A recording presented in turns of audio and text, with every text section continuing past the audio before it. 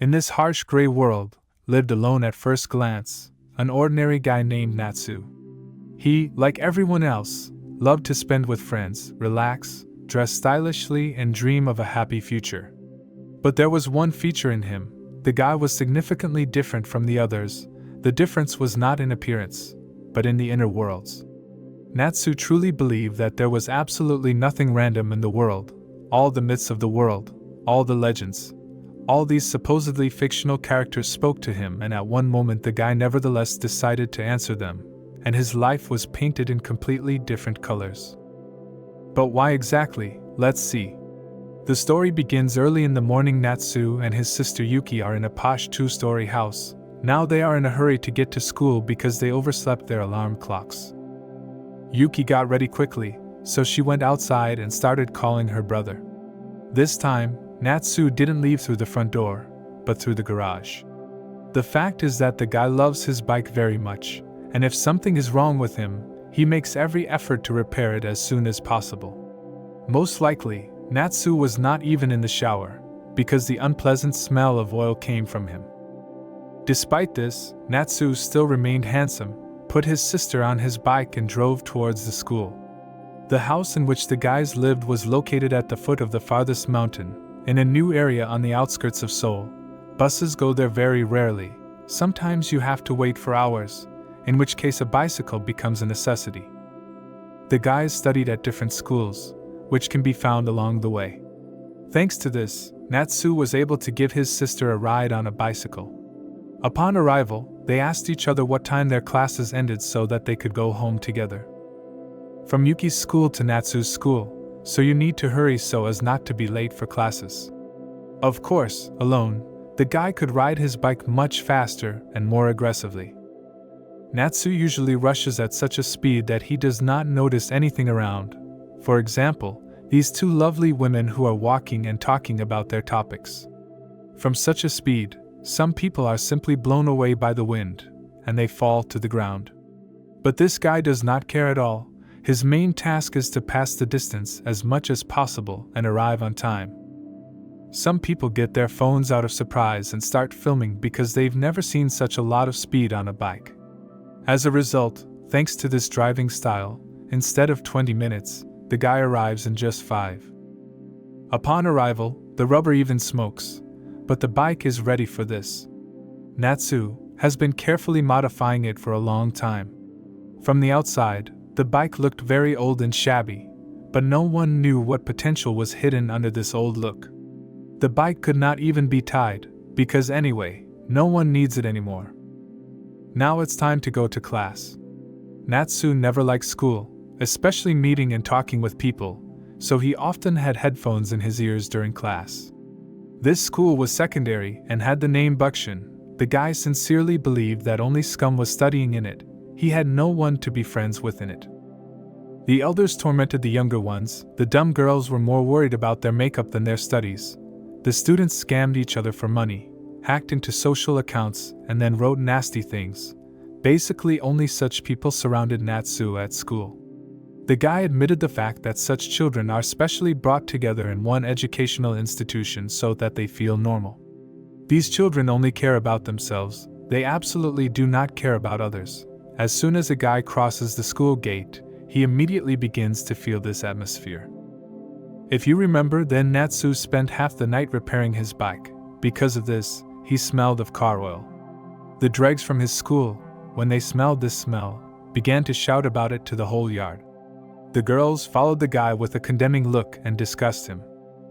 On the way, quite by accident, Natsu bumped into someone's shoulder. It turned out to be a high school student who immediately began to push.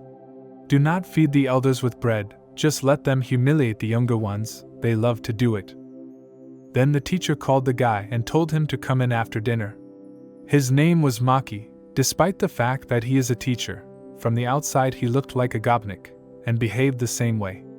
He was a former Special Forces officer, one of the few teachers who knows how to keep discipline under control, albeit not in the most affectionate ways. At school, the children gave him the nickname Chain Dog, and tried to bypass him. While Natsu has not yet entered the classroom, it is usually very noisy there. Everyone is joking, talking, fighting, having fun. But when the guy comes in, everyone immediately calms down. For him, this has already become a habit, but it is not yet clear why classmates have such a reaction. The guy takes his favorite back seat as usual, and when everyone gets ready to listen to the teacher, Natsu gets ready for bed. Because of the terrible nightmares that he had to film every night, he had to forget about normal sleep. These dreams are very painful. The guy may feel like he is being torn apart, or the bones are breaking one by one. It was a disease that is not known to science. Its problem is that a person does not know when he will have another attack.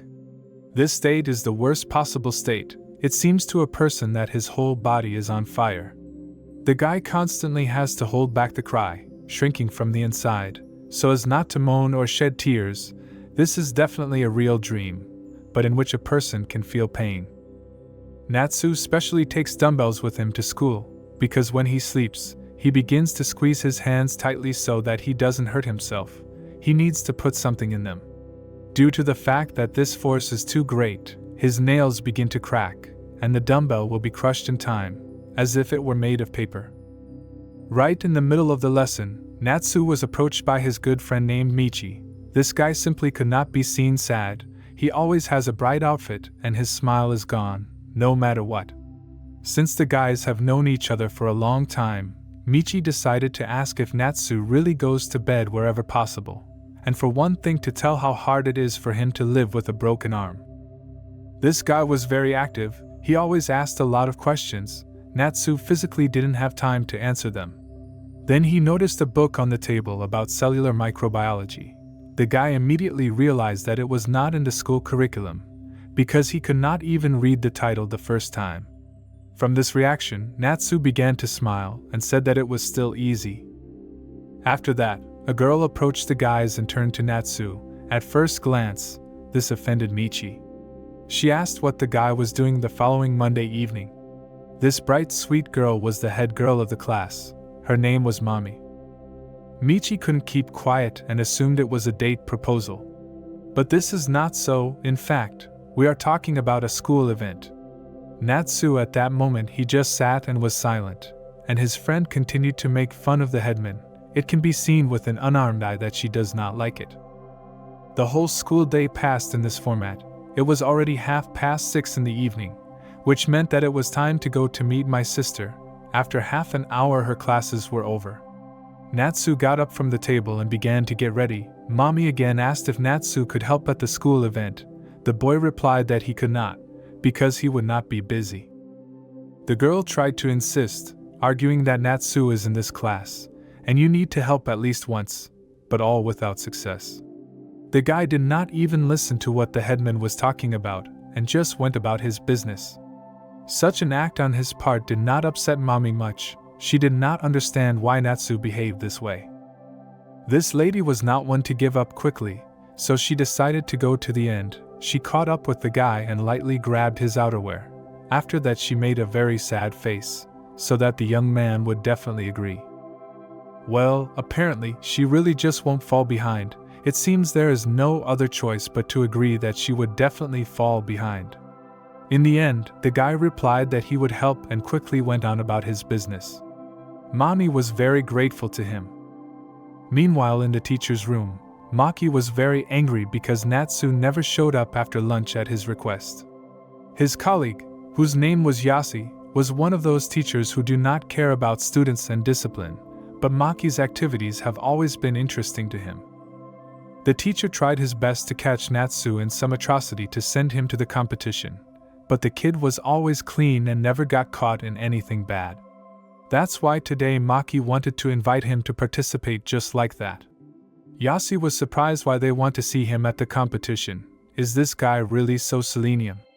Maki answered exactly, he is more than suitable. Meanwhile, the sun was setting on the street. A pleasant summer evening was coming. Natsu was walking down the street, and he felt everything hurt. His nails crumbled right before his eyes. His hair fell out. The guy's body could no longer withstand such loads. The new legs are already growing like scales over the pink flesh. By tomorrow they will be fully grown. Only one thing pleases, it will not be as bad as before. Pain has become a familiar companion in everyday life. On the way, the guy is stopped by two men and informed that their elder wants to see him.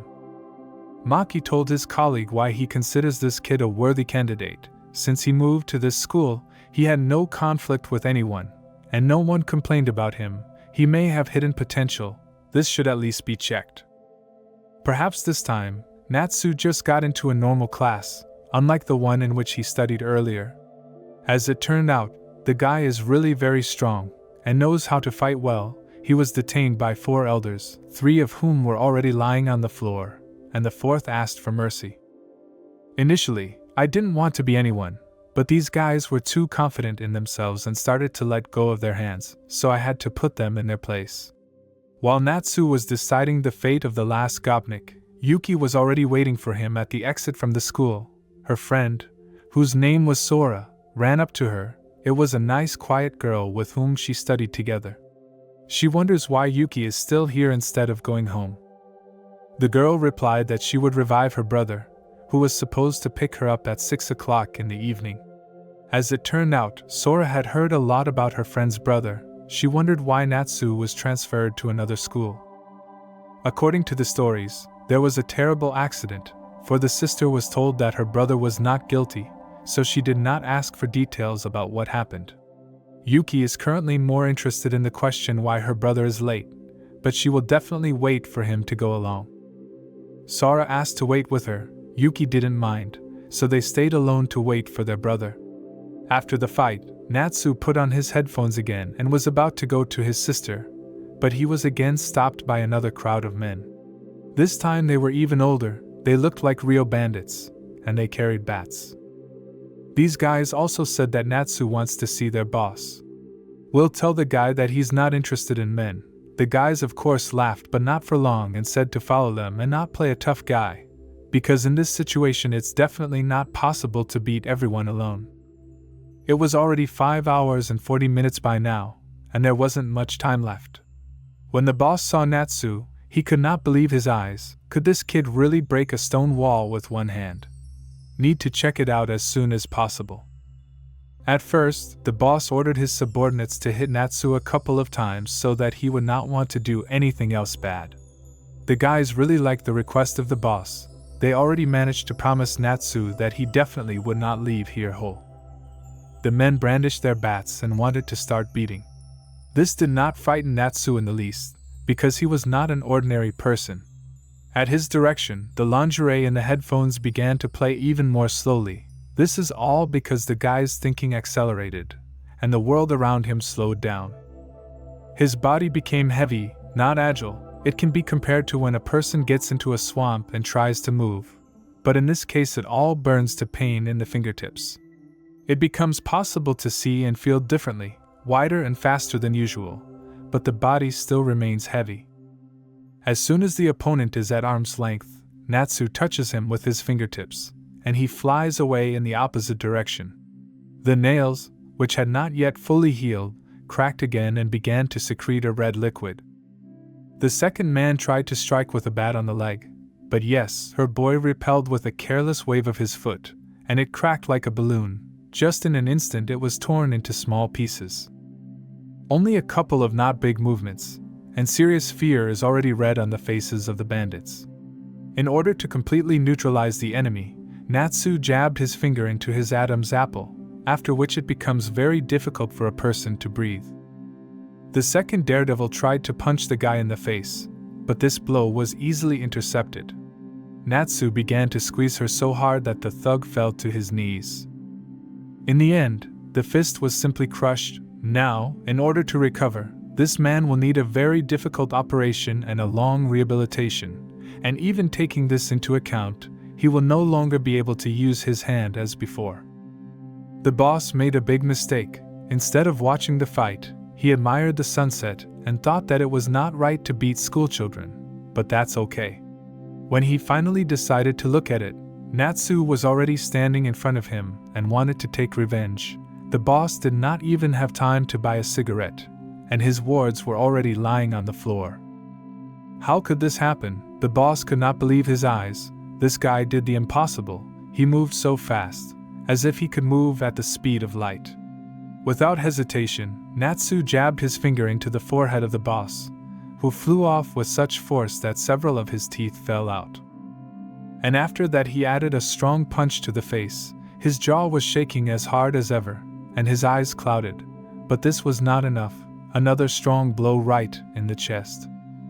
While he was screaming in pain, teeth flew out of his mouth one after another. His bone was clearly broken, if not crushed, and his knee was dislocated. Apparently these blows were not enough since he had thought of climbing for a knife. To prevent this, Natsu stepped on his hand, after which it was practically crushed. In a moment, the guy seemed to have fallen out of reality for a few seconds. Only two things flooded his mind: this is a terrible pain, and fear overwhelming his will. Then the boy still decided to ask whether we continue the beating, or is it enough?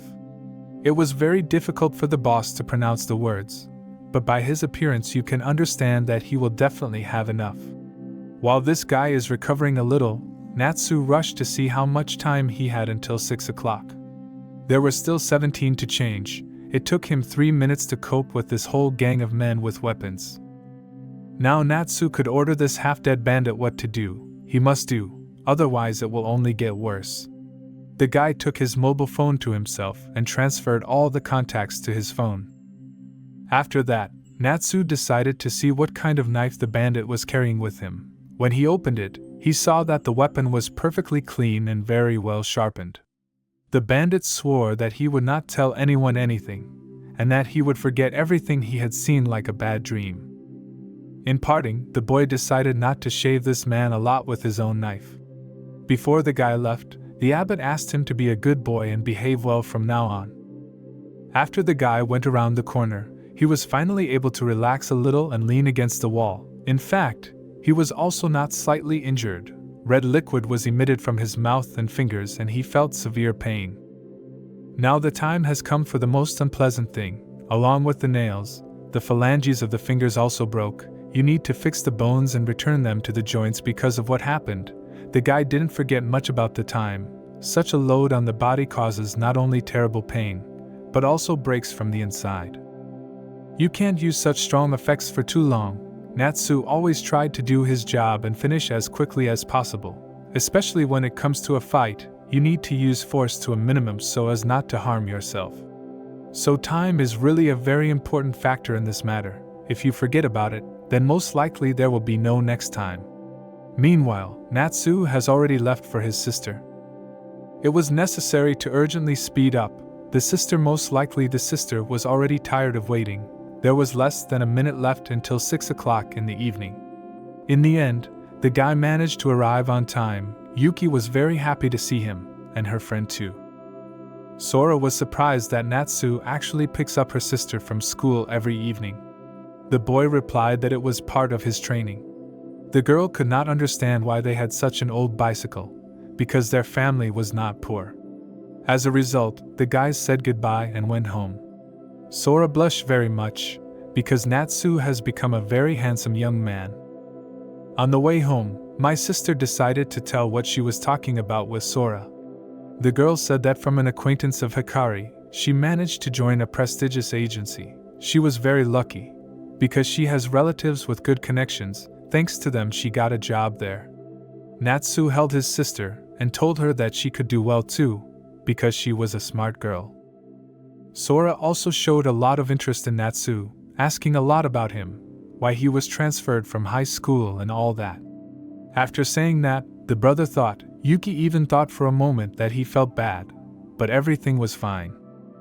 It was already late evening, but no one had gone to bed yet. Natsu was again sitting in the basement, near the computer and minding his own business. When he had free time, he decided to remember everything he knew about Hikari. This girl is the granddaughter of the CEO of the company where her father worked before he retired. Hikari is the same age as Yuki. Before the boy entered middle school, he and his entire family lived in the house of Hikari's father. Natsu's father worked for Hikari's father for a long time and climbed the career ladder from the bottom. There are rumors that Natsu's father was the president's favorite when he first got a job. Like the guy's father, the president was an engineer who loved to invent things. He hired him as an assistant and taught him many things. The company grew rapidly and managed to enter the stock exchange. To a large extent, this was all thanks to the abilities of the Pope, which he developed for a long time. Only when it came time to appoint the next president, they were not assigned a father, but another employee who studied abroad as an MBA and was the son of the incumbent who hated Natsu's father. This was extremely unfair, considering how much Natsu's dad did for the company. Since those very events, the boy has not seen his dad again. Every time he remembers this, his heart shrinks from pain. According to the official version, he left the company due to his age. But in fact, what happened broke him. In a word, he no longer saw the point in being there. These memories became the most painful for him. He would like to forget all this. Suddenly, this strong stream of thoughts was interrupted by a phone call from an unknown number. It was already quite late, just like that no one would call at such a time. Natsu picked up the phone and asked, "Who is it?" As it turned out, it was Hikari. She was not much offended that the guy even forgot her voice. The girl invited him to her house this Saturday. Her grandfather just wanted to see him, chat with him. Due to the fact that Natsu thought for a long time, Hikari realized that he did not really want to come to visit her, so she said that this would be their last meeting if he did not want to see her again. As a result, the guy agreed to this meeting, agreed on Saturday at lunchtime. As soon as he ended the conversation, a message came in private messages from some girl named Mao. She asked to help her when she asked. Natsu doesn't mind helping, but he didn't even have a vague idea of who she was. It was a sunny morning the next day. Mommy was already sitting at her desk, thinking only about Natsu. Why did she grab him yesterday and ask for help? Suddenly, her train of thought is interrupted by a classmate. She looked very frightened and urgently wanted to say something. The girl reported that Mao, a well-known first-year honor student, almost said goodbye to her life last night. It is said that she caused herself severe harm, but she was found and taken to the hospital in time. In fact, this is a sweet, pleasant girl, which could move her to this terrible step. According to stories, she is severely bullied at school. This was done by one of the school gangs. They take money from girls and buy cigarettes with them. Mommy almost immediately recognized this gang, and who leads it.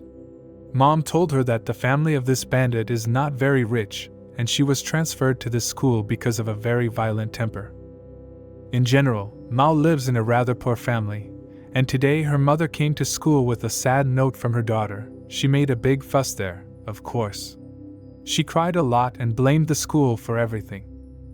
It's no secret that the deputy principal turns a blind eye to many things at the school, and tells the entire staff to also be silent so as not to spread bad rumors about this school. Most likely, the gang crushed the whole class under itself, so that they would also be silent.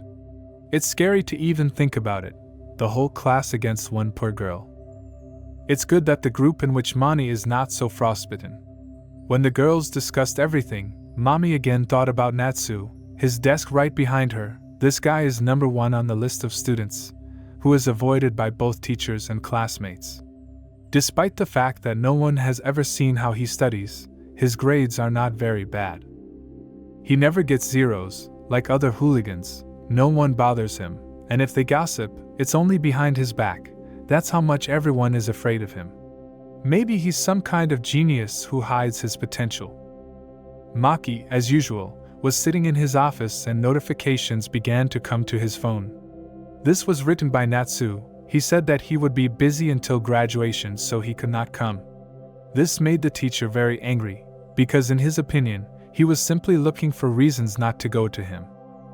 Suddenly, a girl comes into the office and begins to beg the teacher that he help Mao.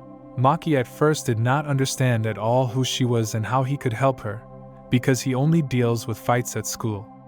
The girl did not even give a word to say. She put before the fact, and began to complain. The student who wants to tell something was called Sakura. She was from a very famous family. The girl followed in the footsteps of her father. She is also against school violence.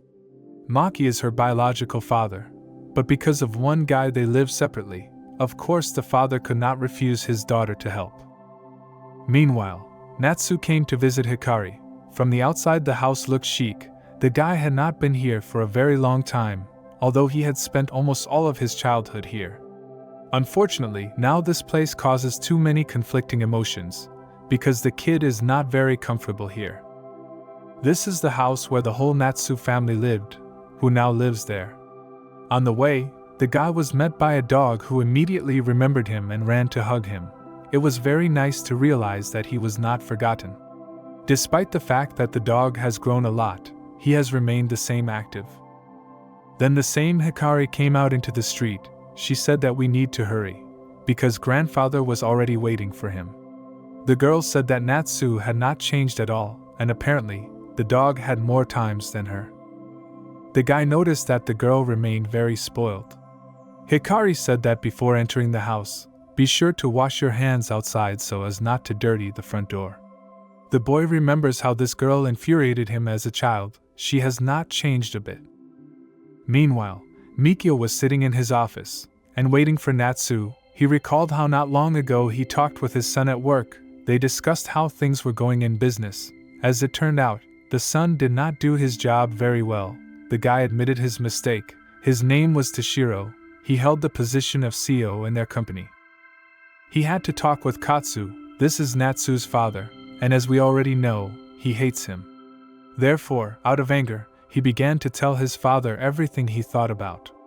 Why do business with them any business, much less add his son here? So he asked to finish this business alone? There was a serious problem in the company. Someone stole most of their technology and used it for their own purposes. Such a mistake could not be made, but Toshiro was able to do it. This situation was not just some kind of mistake. Only Katsu can fix it, since it was he who created the core of their technology. There is no way to cope without him. Toshiro was ready to do anything if only Katsu and his son were not here. He invited the best specialists in Japan. With them he will definitely come up with something as soon as possible. When Mikio listened to this nonsense, he realized how stupid his son is, that he still does not understand the gravity of this situation. Now he definitely realized his mistake. It was not necessary to put his son in the presidency. Just because he is a son, this is not right. Mikio also found out that his son helped his daughter get a job in the company. He confirmed this information and said that his daughter really wanted this. Remembering, I had to interrupt when Natsu entered the office. Grandfather was very happy to see him, asked how he got there, how he was doing. The guy replied that everything is fine. He also said that he would like to see each other more often. But you understand, study takes a lot of time. First of all, grandfather immediately asked for his father. Natsu rarely sees him, since he is always busy at work, so he could not tell anything about him. Then the grandfather asked about his health. The guy replied that he was feeling better. But you can't fool Mikio. He realized that the guy was still sick and he definitely didn't get better. Natsu said that at least this disease is not progressing yet, and this is already a big plus. Grandfather understood that a child was sitting in front of him who could get used to hellish pain. The guy noticed that grandfather was also unwell. After the operation he didn't look good, his hands barely moved. Despite this, grandfather said not to worry about him, he was fine. Now Mikio decided to get to the point of the conversation. He called the guy here not just to chat. The point was that grandfather had a small request. The company is preparing to debut under Psy Entertainment. The guy was aware of this because Hikari told him about it. Between Strum grandfather asked to look after her, so Natsu is an older brother, and in some moments, he has more opportunities. The guy checked a few things before coming here. Hikari is still the direct heiress of the company, and her father is still the president of this company. Also the guy checked the status in the same company, and they are not doing very well. The guy was very interested in what his grandfather would say, although they are not related to each other by blood relationship, but their relationship is similar to family. If not for one mistake of the guy in the past, it would be even better. Mikio thanked the guy for agreeing. He meant just looking after, not caring. Then the second part of the memories of the conversation with his son flooded into him. Toshiro trying to understand why his father wanted Natsu so much to look after his daughter, because he knows how much his son hates this guy's father. Their conflict began at the moment when Katsu stole a girl whom he really liked from Toshiro, and from her they had a son, Natsu, who broke his grandfather's arm in childhood. Toshiro did not understand how to continue to contact these people. Mikio replied that despite all this, he still owed him. The son could not understand that. All the money had been paid. What else they needed to give? These people are the strongest threat to business. They should not be allowed here. Grandfather replied that these people are still his saviors, despite all the unpleasant moments that have happened. During the conversation, the grandfather suggested that his grandson go out to dinner, so they did. Meanwhile at school, the gang continued to humiliate girls, take money from them, and spend it on cigarettes. One of the students to the toilet, and planned to punish her there, because she brought too little money. The girl begged to give her a chance, but this did not happen. Her head was lowered into the toilet, and during this action they threatened to bury it in the ground, for her act. After that, they took her out of the toilet, threw her on the floor and began to beat her with their feet. At the time of this she was told that she would bring $30 tomorrow and give it to the gang. If tomorrow the girl does not bring at least $10, then she will be given water from the toilet for the whole day. This gang considered their activities to be completely adequate, and they told those whom they beat that there are many shops in the city where you can earn extra money and bring them money. The girl who was lying on the floor was very angry, and called the gang member not the best words, for which they continued to beat her. The rest of the gang members asked to stop, because if this girl loses her life, then no one will bring the money. You need to know the measure in this matter. They already had one problem called Moa. The girl who mocked her is called Ichigo. She does not like when this topic is raised in front of her. It makes her nervous. The guys got the information that Maki personally took care of this matter, and another student from an influential family. They reported this to Ichigo. When the bandit was left alone, she walked along the corridor and tried to figure out how to get out of the water dry. Now she will have to sweat a lot to get rid of the evidence. But she was sure that the money would solve everything. She just had to find them. To do this, you need to find yourself a personal ATM as the guys do.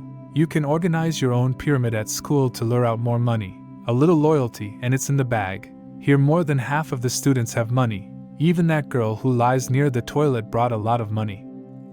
I had to come up with something of my own. Always asking the guys for help is also not an option. All these problems are only because of Sakura alone. If the hype starts because of her, then the police may show up here.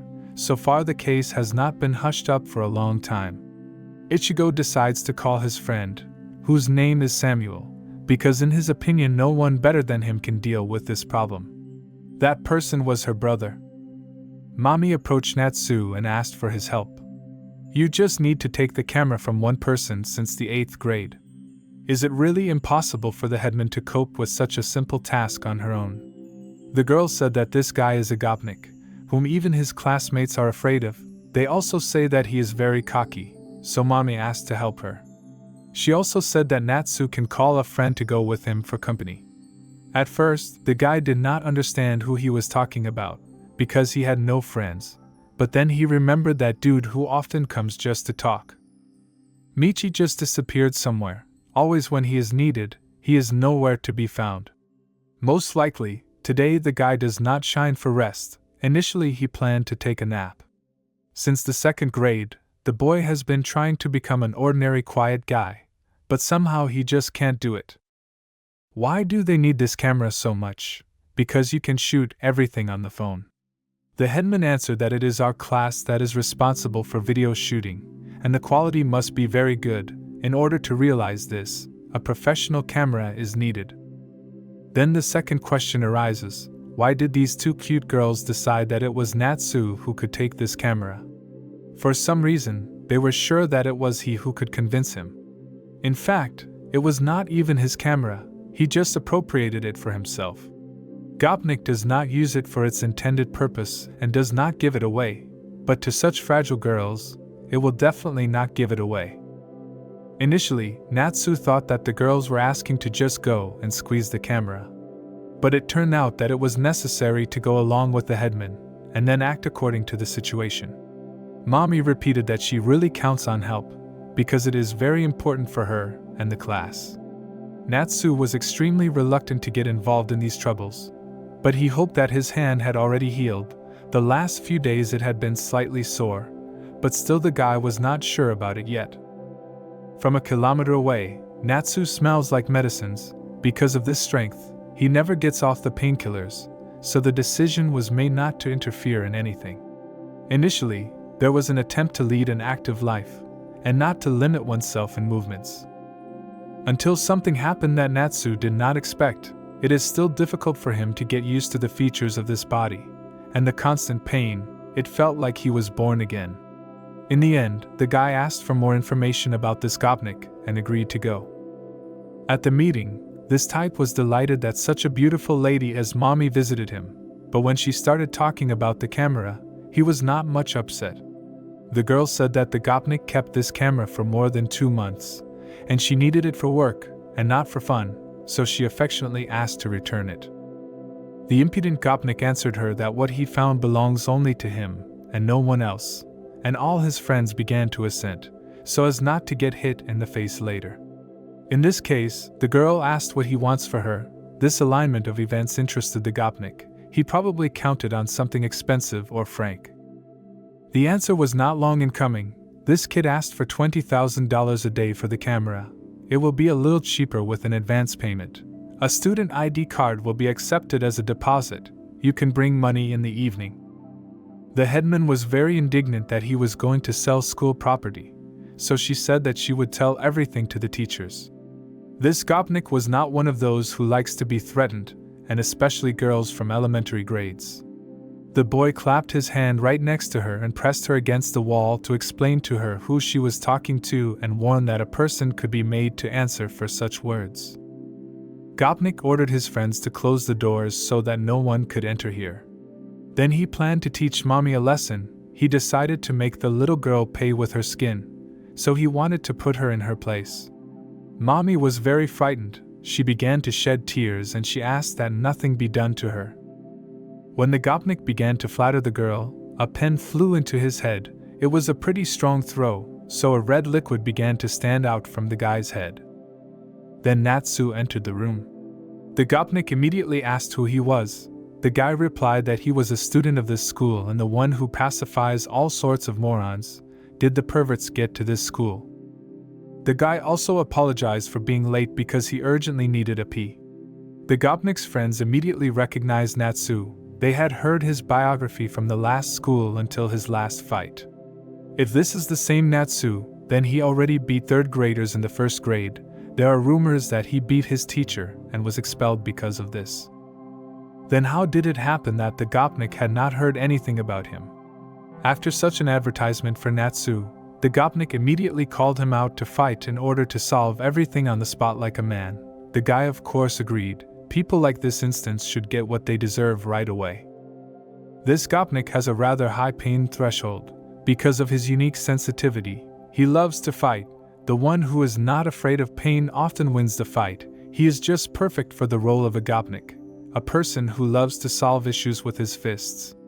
His blows are really strong, as if a sledgehammer swept past the cheek.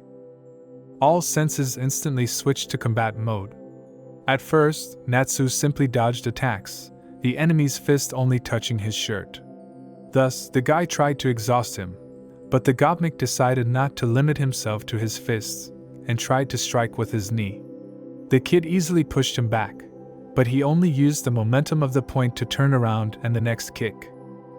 This gopnik is definitely an experienced fighter. His movements are smooth and precise. He is really strong. Even in flexibility he is not far behind. Just a little more and he managed to put Natsu with his elbow in the face. But it is still slow, although quite powerful. As expected, such a drain of the battle began to quickly annoy the gopnik. Not one of his 4 blows hit the target. He had the feeling that the guy sees through all his movements in advance. Roughly speaking, it was. Natsu even had time to tease him. Gopnik accelerated, jumped up and tried to strike from the air. But things didn't go as he planned. When he was flying, Natsu punched him in the face. Even a red liquid started to come out. The bandit caught himself thinking that he was already getting a red liquid, and the boy didn't have a single scratch. He even had double vision. When it hit him in the face it was very painful as never before. Natsu hits so fast that it's impossible to dodge his blow. The bandit was so upset that he managed to hit even once that he began to ask about it openly. Gopnik could barely dodge the blows. What can we say about a successful attack? He saw such a strong opponent for the first time. When he rested, he nevertheless decided to attack again. But when he saw Natsu's strong fist immediately retreated, this guy felt fear for the first time in many years. The fist did not stop its flight. From fright, the Gopnik simply stood like a pillar and did not move at all. Goosebumps ran all over his body. It even began to seem to him that his fist had become many times larger. The bandit realized that this was the end and wanted to retreat, but Natsu easily threw him up, and the bandit flew like a balloon. The fact that a person could fly so high was incomprehensible to the mind, as well as the fact that it was done with one hand. And then with the help of a punch, the guy beat the bandit's body back into the air and shook him back and forth so much, he never landed. In this small room, only the sounds of blows that did not stop echoed. When Natsu still let the bandit fall to the ground, he asked him how much the rent of the camera would now cost. As soon as the Gopnik raised his head, the guy poked her hand back on the asphalt. Then the bandit replied that she could be taken away just like that and did not need to be returned. After that, he began to ask for mercy. The once furious bandit was trembling like a frightened kitten. Then Natsu told him to choose left eye or right eye. The world would be a much cleaner place if scum like that thug were gone. Instead of choosing, he began to swear that he would never do anything wrong in his life again. Squeezing his eyes tightly, the bandit began desperately scratching the floor with his nails. Therefore, Natsu decided to act a little differently. The bandit began to feel the cold blade on his hand, and when he slightly opened his eyes, he saw how the tip of the knife was doing something with his skin. It happened very slowly.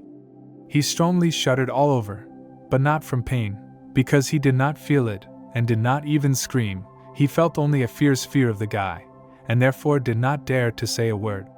This should definitely be enough. If you continue, then he can move his head. This blockhead will never disturb anyone again. Unfortunately, the one who does not feel pain will never be able to understand the pain of others. You can only teach them in this way. The bandit lay on the floor and was afraid even to move once again. Natsu looked around and saw that this Gopnik's friends were still here. Well, if they hadn't scattered yet, then they would also get one for their bad deeds. The first received a strong blow to the face and flew away. The other two immediately began to beg for mercy and listen to them. But Natsu did not have time for this, and the second flew after the first. He then pointedly hit two more, one after the other. He thought that the latter would still try to escape, but he did not have enough brains for this. By the way, the guy also found the camera and told Mommy that she could pick it up. Now the girl understood for sure. The rumors turned out to be true, and she believes them. After it was all over, the boy and his classmate walked back to the classroom. Even if the girl wanted to talk about what she saw, she could not convey it in words. In fact, having witnessed such a picture, Mommy should be afraid of him, but for some reason she is not at all afraid. The girl said that that's all for now, but in the future she wants to count on the guy's help. Apparently she still liked it. After some time, the guys were already sitting in a cafe and having a good time. Mommy said that he wanted to treat the guy to help him, and they went to the institution. I wonder whether the headman has always been so kind or just today. The girl apologized that she just stood there and did not help in any way in the fight. It must have been hard for Natsu to be alone.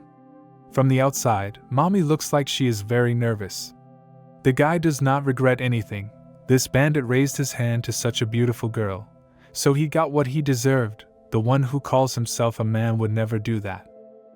Natsu saw enough of violent action movies as a child, but in real life he gets everything much tougher and worse than in the movies. The boy tried his best not to use force, but this girl's frail body must have suffered much more than Natsu. So the boy decided to put his hand on the girl's shoulder to heal her. Mommy was a little scared, but the guy said to sit still and not move. He won't do anything. The back suddenly becomes so warm. A powerful wave of energy passed through it. This body spread from the neck to the face as if the girl had taken some medicine. Before that, The body was wildly ill and shaking, but now it has become much better. The girl said that she did not feel much difference, but in fact, I really got better. I need to thank him for that. Mommy asked for the second time what Natsu wants to eat. The guy was surprised and asked if she really wants to pay for dinner. The girl said that she just wants to thank me. I am a middle-class family. My father is generally an orphan. This is a very sad story. The next day, Natsu's mother, whose name is Momo, taught at the university. She always called the students who did not listen to her and asked them to retell what she had just said. And as a rule, the students agreed on something completely different. She was a straightforward teacher. If the student was not interested, then she asked him to leave the lesson right now and not waste her and her time. She was very offended when such situations occur, because almost all of the students sitting here promised to start studying and trying. After the end of the lesson, Natsu called his mother, asked how she was doing. She also asked how he was doing in response. The guy replied that everything was fine. He was no longer small and you shouldn't worry about him. The guy also asked for more pocket money, because he didn't have enough for his needs. Momo thought that my son broke something again and it needs to be paid, but he said that he didn't break anything. The guy also wanted to talk about dad, but mom asked don't talk about it now. Adults will take care of their problems. During the conversation, Natsu was sitting with his sister in the library. She said that she had received information that her brother would often visit them next week. She was interested to know the reason. The guy replied that this was at the request of his grandfather. Yuki was worried about her brother because he was not fully cured yet, but at least he got better. The guy realized that his sister was very worried about him, so he decided to pat her on the head. Still, having a caring sister is very nice. Then help solve an equation she's been sitting on for a very long time. This task with an asterisk. Natsu is the only one she knows who can quickly solve such a task, except for her dad, of course. When they sat down to do their homework together, they solved all the tasks using several methods. Among the whole family, the sister was the most stupid. And my mother was very strict. She always said, "Daughter, you must study hard," despite the fact that her direction is the humanities. Like the philosophy of the history of economics, her sister is still under constant pressure. Why can't you just be ordinary people? Meanwhile at school, a day has passed since another teacher took over the post of leader from the 2nd to 5th grades. But her group passed without telling her anything. They all answered as if by the template, diligently avoiding slippery topics. According to other teachers, these classes are the most normal. They are ordinary children who study for their own pleasure without any conflicts. But there are too many bullies in this school. In many ways, she suspects Natsu. In her opinion, he is definitely not clean. This teacher's name is Shizuka. Her goal was to find out exactly. She feels like a beacon of hope in this school. Meanwhile, the guy was lying on some hill, or was being killed by the sky. He was overwhelmed with strange sensations. Only a few days have passed, and he feels surprisingly well. For the first time, he does not bend over from pain after a fight. In general, he wants to miss classes. But it's better not to do this. His father will understand, and his mother will definitely kick him out of the house. Natsu thought about it, and remembered some fragments from his childhood. When he was still a small child, for the first time he felt these pains. His mother took him to all hospitals. Many promised to cure him, but in the end nothing worked out for them. At that moment even painkillers stopped helping. Once it happened that his father and mother were not around. During the next attack, the president of the company saw the state of the guy, and ordered Natsu to be urgently hospitalized. When he came to, who heard how he and his father screamed loudly at each other. Doctors admitted that they see such symptoms for the first time. They need a more detailed examination. Until they know how to help him, the cells of the guy's body are constantly being destroyed. Doctors predicted that Natsu at this rate might not last even a year. It was an unknown disease, and the doctors could not do anything about it. When the guy was hospitalized, his parents loudly cursed with the doctor. The boy was sick of it. Even then he began to write off hatred for his parents. Natsu thought that all this happened because of him. Grandfather then got very angry with his father and mother, and for some time they did not communicate at all. So suddenly the headman rose to the guy. She saw that he was crying, and asked what happened. It scared her very much. Natsu, of course, replied that he was not really crying, but that it was just watery eyes. The girl asked why the guy is lying here alone, although it was a stupid question because he is a loner in life. Mommy was just walking and met him by chance. Natsu told her to go for a walk and not interfere with him, because he is busy. The girl insisted that the guy talk to her, otherwise she will spread rumors that she caught him crying on the roof of the school. Meanwhile, Maki was in full swing interrogating students who study with Mao, but there was only one problem. They all said that they did not know anything. Why did he break down and say, "I know you're being bullied, and it will continue. If you continue to remain silent, why not just try to tell the truth?" The girl thought about it, and was ready to say something. The teacher interrupted her to look so that she would not worry. He would keep all her words a secret, he just needs to trust. The girl warned immediately she did not know all the details, but something is known for sure. Because of Ichigo, now massively call all the victims and collect compromising evidence on her. At the moment she is very nervous, because any moment I can go to jail. Now her goal is to find out who passed information about her. So far she has managed to close the director's mouth. He will not say anything, while she has been busy. But Maki is a completely different matter. She will not go against her principles. Something was urgently needed, otherwise this teacher would still achieve his goal. So the girl called her brother and asked if he managed to solve something. The guy replied that he did nothing, and thought that everything was fine. But since the girl has problems with the police in her nature, he will not help, for a fee, which he will call after the work is done. Brother liked that. Ichigo quickly agreed, and said that everything will be done in the evening. Also the girl sent a photo of Maki and said that this is a teacher from her school. She needs full information about him as soon as possible. Samuel said that he would get everything. After the conversation, Ichigo decided to go cook one boy from the 8th grade. Her friends said that he was not at school today, and he was not there yesterday either. I wonder why he didn't come. What happened to him that he didn't even report to Ichigo? He had never been so ignorant of something obviously happened. Well, if it's not there, then you need to tie someone else. Meanwhile, Natsu was at home. In his basement there was some kind of secret room, which he came to when he felt bad. Today his head hurt like never before. This pain is different from usual. It symbolizes the beginning of an attack. You need to urgently go into the capsule. In the basement, the guy has a mini laboratory equipment. You just need to lie down and press the switch to close the lid, after which the device starts to rotate with the guy's body. The person is tightly bandaged so that he cannot move, just like the mummy. Given the capsule is filled with foam, it has good sound insulation, and also softens convulsions. With a bound body, it is easier to survive the most acute attack. A tight bandage helps out a lot. But the main blow is taken by the steel body of the capsule. If not for him, then the guy smashed everything here a long time ago. While the capsule is fulfilling its purpose, Natsu screams so loudly that it can scare all the neighbors in the area.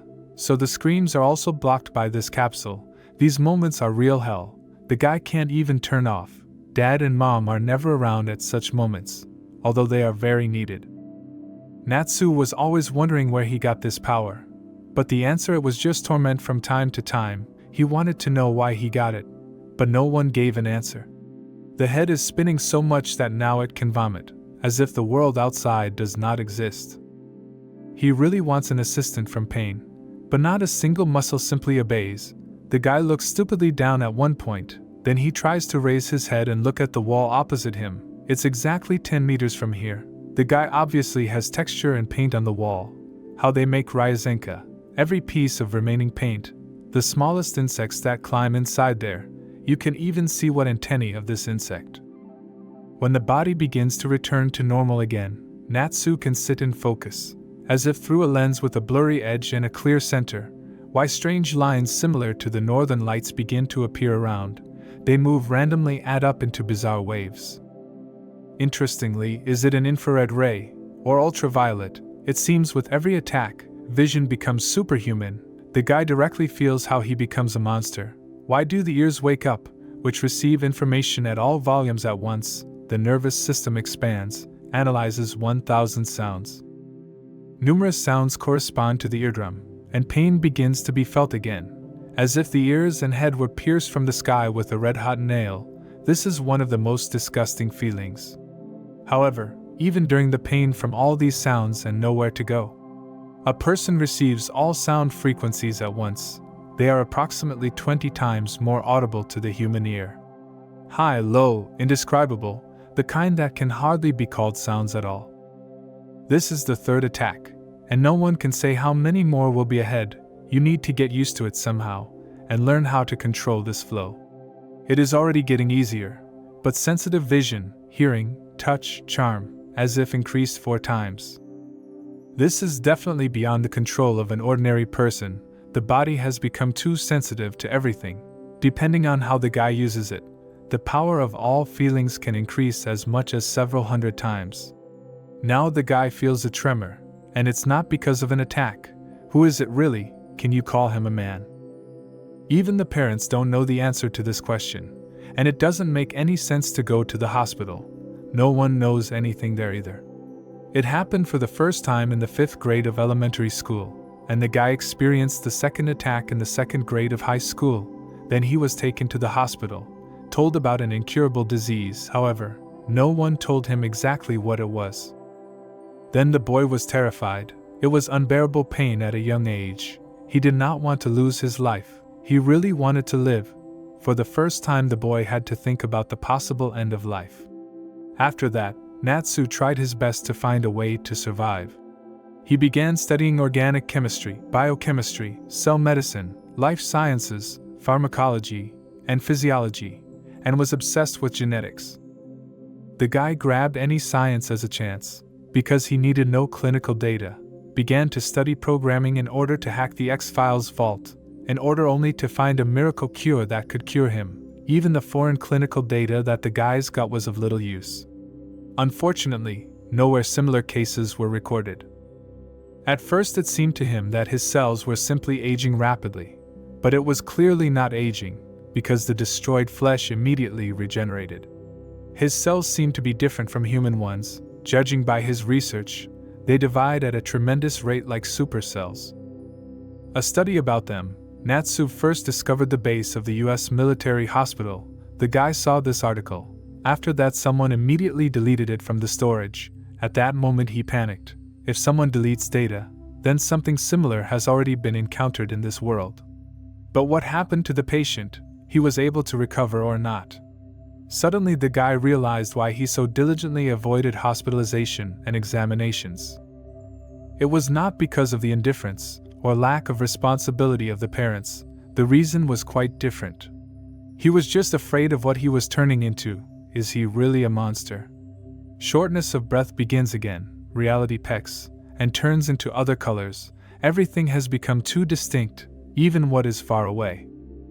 It is very important not to go crazy at such moments. Now it seems the guy understood something. His mind was clear, and he realized a lot. Despite the unbearable pain tormenting his brain, he thought like never before. Mom tried to explain this to Natsu. At that time he believed her words. But the expression on her face at that moment betrayed her with her head.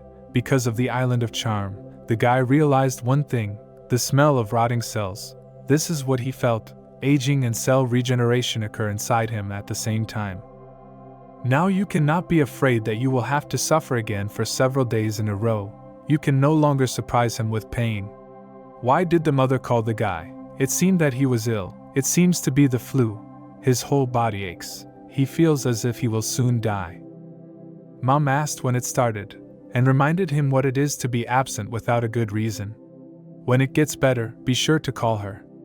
The guy said that yesterday he lay all day and woke up just now, and he apologized for what happened. After that, the mother asked if her son would be able to go to school tomorrow. He replied that he would look at the state, and while there would be nothing to promise, we might go to the hospital. In general, she said to be in touch with her, because I keep calling and saying that her son is absent without a good reason. The main thing is not to forget to take a certificate from the hospital. The guy was surprised that his mother is so kind. Usually she screams and sends him to school under any circumstances. You'll have to break into the hospital again to sign yourself in. At one point, the guy felt that something was starting again. It didn't look like an attack, something else. An attack usually starts with a headache, and this is the finish line of his transformation. At that time, at the end of the attack, they were gagging to draw the guy for the first time. As if his cells rebelled at once, the guy began to choke. All the stomach acid began to come out. It was a little unexpected. He literally turns out, the intestines are constantly contracting and relaxing. The multiplication of horizontal feces will now come out. The guy creates but can't do anything. He had to do his best to control himself. All the senses went beyond the normal. The nervous system was simply overloaded. It is urgent to regain control before it is too late, otherwise the process will become irreversible. The task is to return the limiters to the sense organs and balance the neural signals. It seems the guy did not take into account the moment that the body is simply not ready for such a load. The cells continue to be updated again and again. Only 1 hour has passed. It seems that for 10 years, in the end, the guy withstood. It seems that adaptation to the increased perception of all the senses has been successfully completed. He almost lost his life while adapting. Having gone through such horror, already no deprivation of life is scary. Though full recovery seems to take a whole lot of time, there was a feeling of weakness, eating. The nervous system was definitely in order. The worst thing is that you can't even rest after that. And you can't sleep either. You need to move as much as possible to strengthen your muscles and nervous system.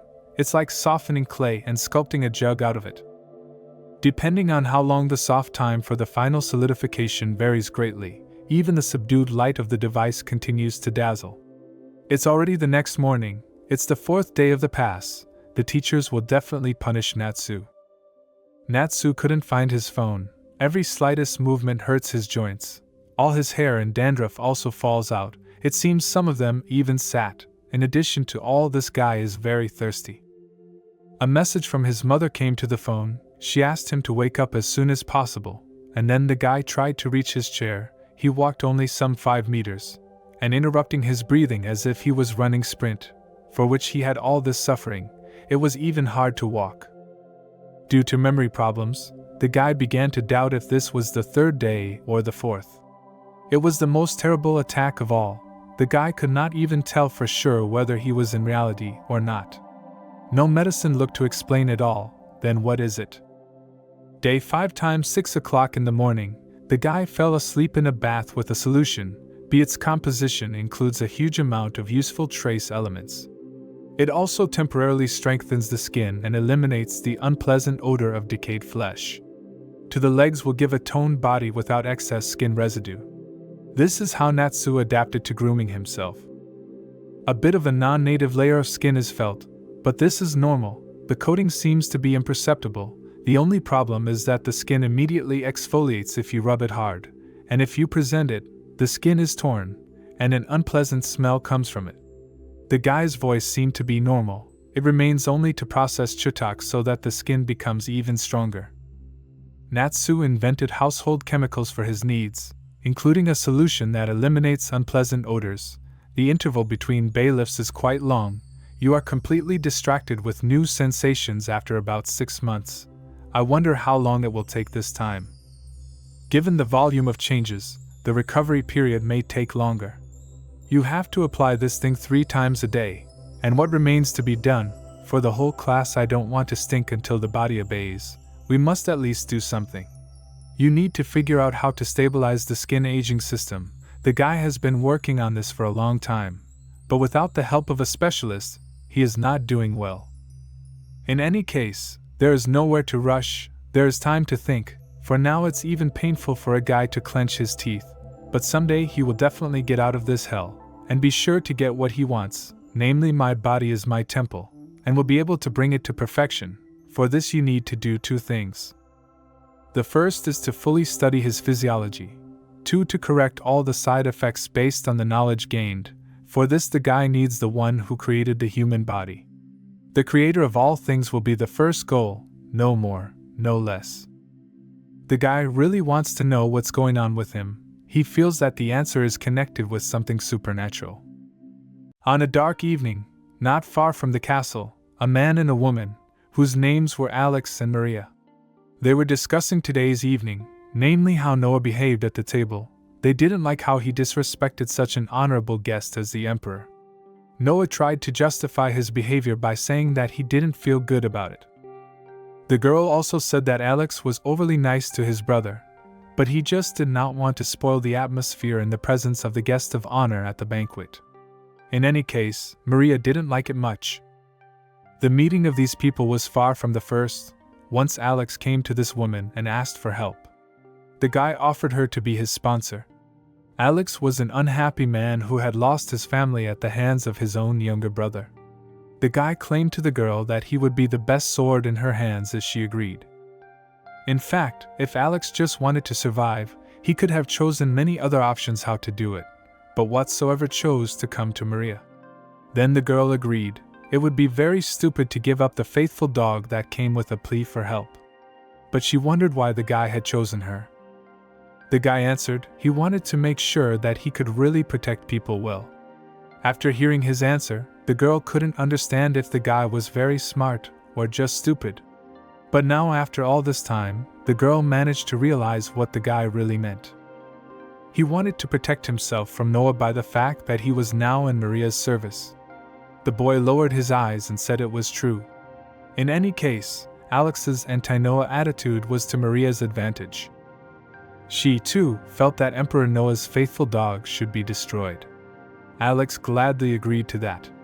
In fact, the fact that Noah was the Emperor's loyal dog was not the main reason why Maria wanted to get rid of him. Her heart told her that this guy was the biggest danger to the entire empire. So she had clearly decided to take his life, no matter what it took. In the meantime, he arrived in his carriage and went towards the castle. At first glance, he did not feel well. His assistant, whose name was Sophia, tried to help him, but the guy assured her that everything was fine and he needed a little rest. Then the guys smelled the smell of burning. Everything had been fine when Noah had left. In the short time he had been gone, someone had let the castle fire so badly. There were also high knights on the grounds. It wasn't clear what they were even doing here yet. He began to think that it was just an illusion because of the great stress he was under. But these thoughts quickly went away, because the heat that felt on his skin was definitely real. So Noah quickly went to the people and started to figure out what was going on here. He asked the question since when his house became a zoo for rabid dogs and took a bomb in his hands, then set it on fire and prepared to throw it at the ill-wishers. His assistant begged him to do so, but the guy was unstoppable and threw the bomb in the direction of his house. But it didn't land in the house. It landed somewhere off to the side of the garden. The explosion was very powerful. Noah looked at the whole thing and couldn't understand why the hell those rabid mutts had forgotten. After the explosion, Sophia wondered if Noah was okay, but he was so engrossed in what was happening that he didn't even answer her. The bomb hit the garden for a reason. It was all thanks to some guy who had intercepted it and thrown it the other way, a real hero. In fact, no one knew that there were any outsiders left in the house at all, so they were surprised that that guy managed to survive even after the bomb.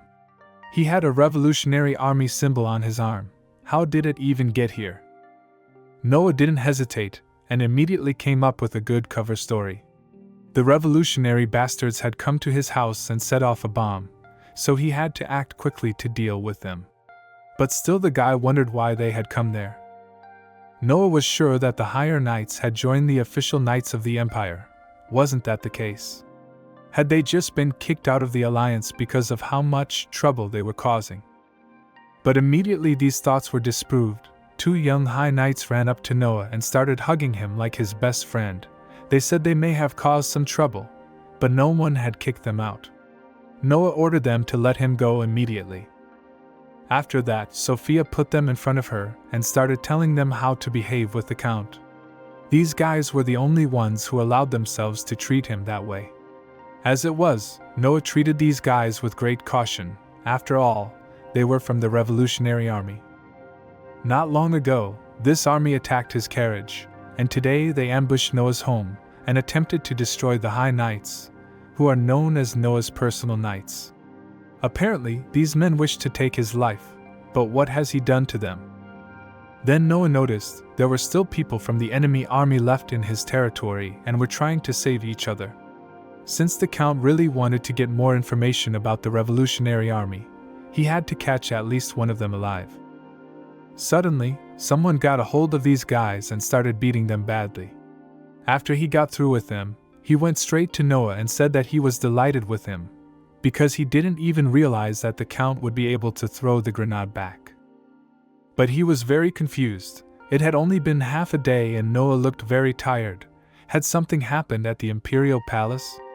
This question was immediately answered by Sophia. She said that the revolutionary army ambushed him on the way to the palace. I think he has a strong inner turmoil, which was aggravated by fatigue from the journey. The man said he would take care of everything else, so Noah could safely go rest. There are 3 people standing in the way of the emperor. The first is the supreme commander of the 8-year war, and the emperor's personal guard. The second is the man who keeps the population calm with his outstanding politics and handling of finances. And finally, the third is the commander of the vanguard in the 8 years' war, as well as the emperor's faithful dog Noah. He usually operates in the shadows, so his presence is unpredictable and difficult to track. This time he was out on a monster extermination mission, but who knows what mission he signed up for behind closed doors. For the revolution to succeed, Noah must be eliminated. Despite today's failure, the revolutionary army does not give up and wants to fight to the end. The people who were captured, under no circumstances did not give up their position, even when they realized that because of some wrong word their life could end. They could even calmly call people from the enemy army as dogs. And this of course made them very angry. In response to this, they began to say that from the very first day of this battle, in the 8-year war, no one had raised a sword against the emperor, and would defend him as long as necessary, and then did whatever they wanted with the prisoner. The only problem was that now it would take a very long time to clean up all this mess, and to report to the Count that it was the dog who had done it, and not one of ours. The village had fallen on hard times, there was no food, and the weather was always gloomy. A little girl named Vika sat under the wall and cried a lot because she wanted to eat. One day she ate more food than she was supposed to. She was yelled at and scolded for this, and from that day on, she never managed to eat a crumb. At this rate, she was about to lose her life. Since people in the slums lose their lives all the time, no one is interested in the little girl's problems. Most likely no one will even remember about the girl if she disappears forever. But today must have been a lucky day. A little boy named Paul noticed that the girl was about to lose her life, so he shared his bread with her. Vika was very grateful to him for this, but she wondered where the guy managed to get this bread in such a difficult time. He answered that he got it from the Church of Atonement, or rather representatives of the church visited the slum dwellers and gave them free bread and water. Vika couldn't believe that someone had given her free food. Surely these people must have hidden something inside the bread. Pavel assured her that it was true and he would never give her any bad food, and confirmed it by the fact that someone had already eaten the bread. The girl said if it really was free, that guy would eat it all. Paul was upset that the girl didn't believe him, because he had been thinking about her all day, because she hadn't eaten anything for a week. Then Pavel said to the girl, "If you don't want to eat it, give it back." Vika didn't want to give the bread back yet. She had a couple more questions to ask the guy. She wasn't sure if the Church of Redemption was a religious organization. She had to pay a fee to be part of their congregation. Did they really give people free bread and water? Paul was very upset that Victoria didn't trust him so much, so he didn't even want to explain anything to her. He only said that she could not believe him. If she wanted, he could go to the Church of Redemption himself. He was also sure that if Vika didn't trust him, she would only lose the chance for a normal life. The girl thought for a moment, then shouted the boy's name before he got too far away. Basically, what difference did it make whether they poisoned the water or the bread? It made no difference to lose one's life to hunger or poison, and in the end she went with him. If indeed they did give nourishment as they say, it no longer matters if it brings them salvation or damnation. Noah had returned to the empire a week ago. The part of the estate that was engulfed in fire has already been brought to a more or less decent shape, and the rabid dogs that returned without warning will be given their own residence by Noah. So all that remains is to wait for the summoning of the Emperor while enjoying life in the human world. Also, the Earl decided to take care of all the overdue business. Someone suggested building another dam on Hart's property. The idea, of course, was crazy, because to realize it would take a very large amount of money and time. Then the man who suggested it came into the office, and the Count immediately decided to change his shoes. Yes, the task is really not easy, but it is not such a bad solution. From now on, the construction of the second dam is approved. After that incident, Noah could no longer be carefree towards William. But if he hadn't brought all those documents, the Earl would have been burned in his house. Meanwhile, Noah's there was some kind of conflict outside. The problem was that some people had taken food from others, and now they had come and ruined their property. Noah expected that there would be conflicts, because the knights of the manor and the higher knights never got along, but it was already obvious who was to blame for the situation. Don't the high knights have anything better to do? What a shame. William said that His Majesty sent them on missions all the time. But since they are back under Noah's command, they should continue to be loaded with tasks as well, since they have nothing left but training and waiting for new challenges. Noah was beginning to miss the demon realm, where there was nothing to do. He didn't even think he'd ever say that. William then started saying along the lines that maybe in the demon realm Noah was starting to get bored. After these words, the Earl assumed that William was tired and offered him a vacation, because what he said sounded extremely abnormal. He apologized, and asked not to be treated like an infirm old man. It upset him. William then asked, wasn't it standard practice to bring back family knights, even if they had already managed to become imperial knights, to avoid treason? No one would bring the troops back if they didn't believe in Noah's loyalty. Of course, on the one hand, one could think so, but on the other hand, it was likely that they just couldn't control them. After all, mad dogs wouldn't become docile under the Emperor's rule. But there was also another issue, which was the reason why there were so many backlogged cases. Noah before the Emperor of the Heart Manor, and was only temporarily taking care of everything. It wasn't clear why so much work had fallen on him. If the Emperor was so worried about Noah, then let him take all of these lands for good. William realized that Noah was not aware at all. The Emperor had transferred ownership back into his name. The Count was shocked at this information. It was the first time he had heard of it. So William added that the official document about it was around here somewhere. Noah was very angry and said that he would not leave it at that. He had to pay the Emperor a visit as soon as possible. Then the guards informed the Count that two very distinguished guests had come to see him, the Crown Prince and General Ethan. It surprised Noah that such serious people came here at such a time, and without notice, it was quite strange. But the interesting thing was that Noah had never liked the general. Meanwhile, these honored guests were already inside and looking at the house. The first thing that caught their eye was the family portrait. Despite moving to a new house, Noah still took it with him.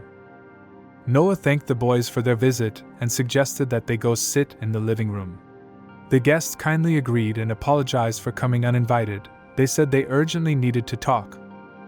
The Crown Prince had been talking to his sister Katia earlier, and he had told her that the Honorable Count had caught the Revolutionary Army alive, who had ambushed him. Then he noticed that his sister frowned a little when she heard the story about Noah. For some reason she was sure that Noah never wanted to see her again, and that all her efforts would go to waste. The fact was that she wasn't entirely indifferent to Noah. The Crown Prince smiled and said that her sister's efforts were basically not serious. This of course pissed her off, and she started demanding her brother to recognize her as beautiful. The girl thought she was a real princess, but had never seduced anyone in her life. Is it because of her inexperience in this regard that she is not getting anywhere? Katia, through her tears, started to say that she didn't want to bring trouble to anyone. She remembered when the Count started spitting red liquid. Her brother smiled and said that it was definitely not because of you, even though Katia jumped on him with a hug with all her might. Katia wanted to apologize to him personally for this unconsidered abrupt act, and to talk to him alone would not be a bad thing either. But her brother told her that his sister wouldn't apologize to Noah. It would never happen. He wasn't going to talk her out of anything else. Whether the girl comes herself or calls him to you, it will be a scandal. But even better, she could use it to marry him. Katia was, to put it mildly, a naive but essentially stupid princess. The crown prince realized that his sister did not really love Noah, but was just an image that had been created to deceive him. Katia was ready to be together with a man she didn't love, for the sake of the imperial family. If the girl shows him how logical she thinks, her image as a silly princess will make him suspicious, and if Katia wants to end it all before tonight, the crown prince is both hands in favor. Katia said it was fine. She and her brother had to be sure to stay together, as the nobles were already in full discussion about who would inherit the throne next. However, the plan for the count was still in place. Katia has expressed her feelings for him, and everyone has long been aware of it. When they are near each other, no one has the right to look at Ethan in extra time. If the girl manages to tie such a talent to the imperial family, it will be very profitable. The crown prince was sure that his sister had her own reasons for wanting to be so mean to the earl, as she was not lacking in intuition.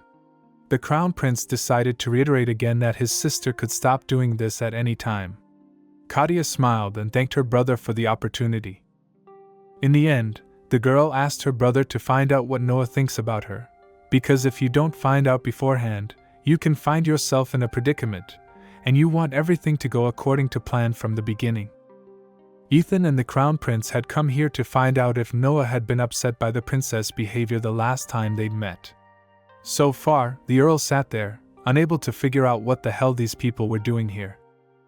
The first thing Noah immediately asked was what brought them here at this hour.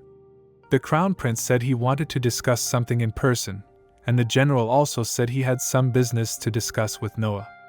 As the people who are here are all very busy, the crown prince promised to be brief. Noah realized that General Ethan was ready to just tear him apart with his gaze right now. Not already the general hated him so much. First of all, the crown prince wanted to apologize.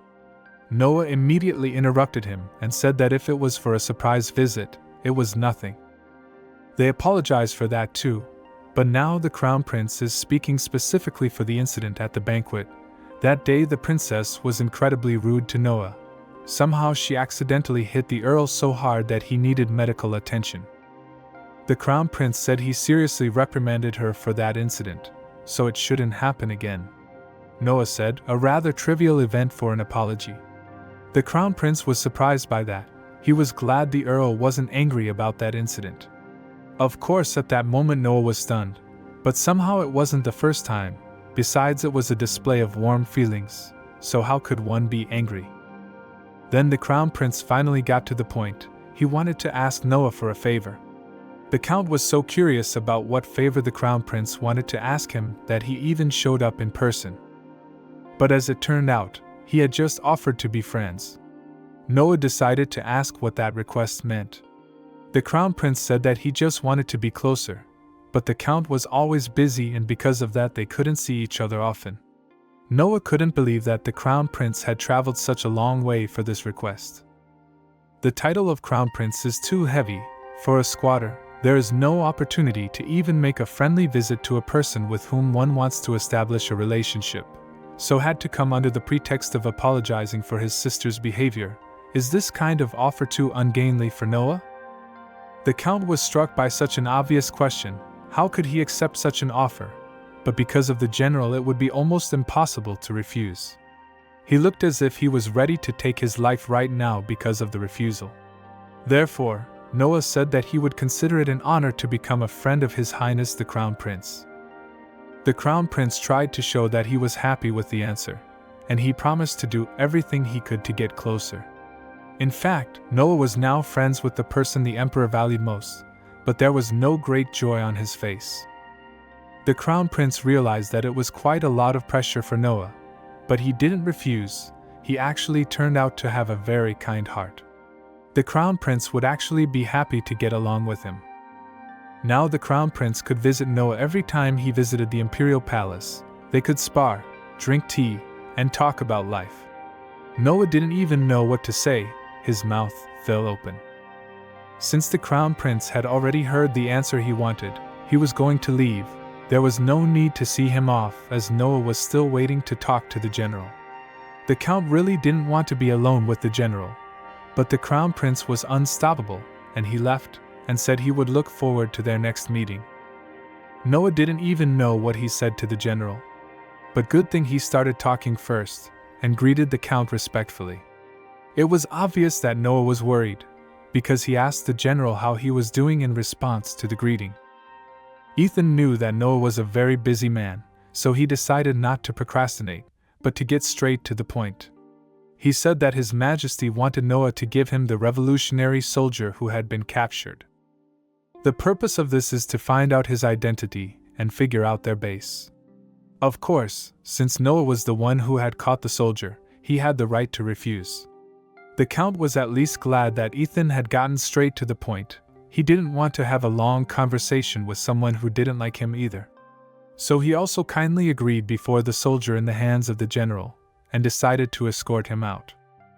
The soldier was taken out of the cell, tied up, so he could be taken away at once. Ethan said that 3 men had ambushed him, and 2 of them had lost their lives, though according to the reports, only 1 had died in the explosion, and the fate of the other was unknown. Noah thought the general was going to charge him with something about it, but for now he just asked if the Earl knew how the other man had lost his life.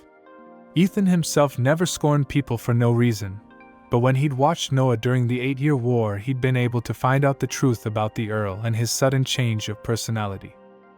It was the first time the nobleman had been drafted as a common soldier. As long as he was sent to Ethan's squad, he couldn't help but use it. After a while, the boy sat all alone in the barracks, huddled in a corner. This child was too weak at that time to survive in a war zone. He had to choose cruelty as a means of survival. In order not to lose his life, he decided to take the lives of 2 other kids, and it drove him crazy. The guy had been here for 3 days already. He should have come to his senses by now. He'd barely made it through the day. The general told him it was his way of surviving. No one would blame Noah for that, but since the man had decided to make such a decision, the guilt would come with it.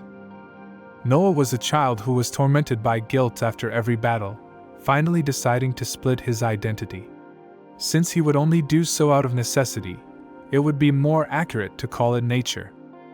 The man's nature turned on during hard and brutal battles, thanks to the survival instinct, while his normal nature participated in ordinary battles and memorized only them.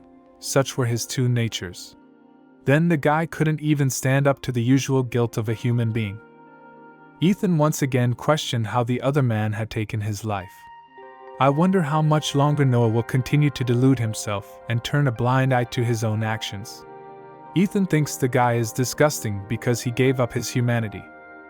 But if this time, Noah decided not to ignore the truth, as he had in the past, then Ethan might change his opinion of him. The guy answered that he hadn't been at the scene at the time, so he couldn't say for sure. From what he had been told, the other man had been dragged away by a pack of wild dogs. Ethan decided to leave and said that he didn't need to see him off, so he wouldn't take up too much time. Noah said goodbye and wished him a happy journey. Of course, the general did not believe in this story, so his attitude toward Noah has not changed. Wild dogs on the territory of the count, it even sounds like nonsense. Also, Ethan was sure that it was the count who had put his hands on the other man, with the help of his more convenient nature to accomplish it. The weakness of someone who carries a huge responsibility on his shoulders can lead to disaster. That's why Noah is truly a dangerous element. Then for what reason His Highness keeps this man with him, there must be a logical explanation. Meanwhile, after this nervous encounter, Noah had fallen asleep and was just now waking up. William stood beside him, determined to just wait for the count to wake up. Noah hadn't been asleep for long, so it didn't take long to wait. William asked how the count was feeling, for he was very frightened when he saw him unconscious. Even had to call the doctors to make a small examination. The doctor said that because of his weak body, the reason for the loss of consciousness could be fatigue and stress. In fact, it was to be expected. the Count's blood pressure spikes at least once a day. William then moved on to what he wanted to ask the Earl. He suggested ordering the High Knights to go on a monster taming expedition. It was not a bad idea. The Earl liked it very much. These knights had been making trouble on the grounds of the house. They would probably not calm down much if they released their energy. William knew that Noah would probably agree, so he made a plan of where to take the knights, because there was a nest of monsters near the manor, so they could start there. Noah wanted this campaign to be organized as soon as possible, so that these mad dogs would finally be out of sight at least for a while, and it would be possible to exhale in peace. That was roughly how the Count had envisioned the event, but for some reason they had dragged him along on the hunt, and in the end it didn't turn out quite as planned. Then, purely out of curiosity, Noah asked why he had to be here.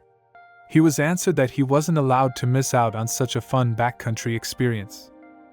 The Count must be tired of sitting in his office, and the guys knew that Noah was tired of watching them, because they were just causing trouble.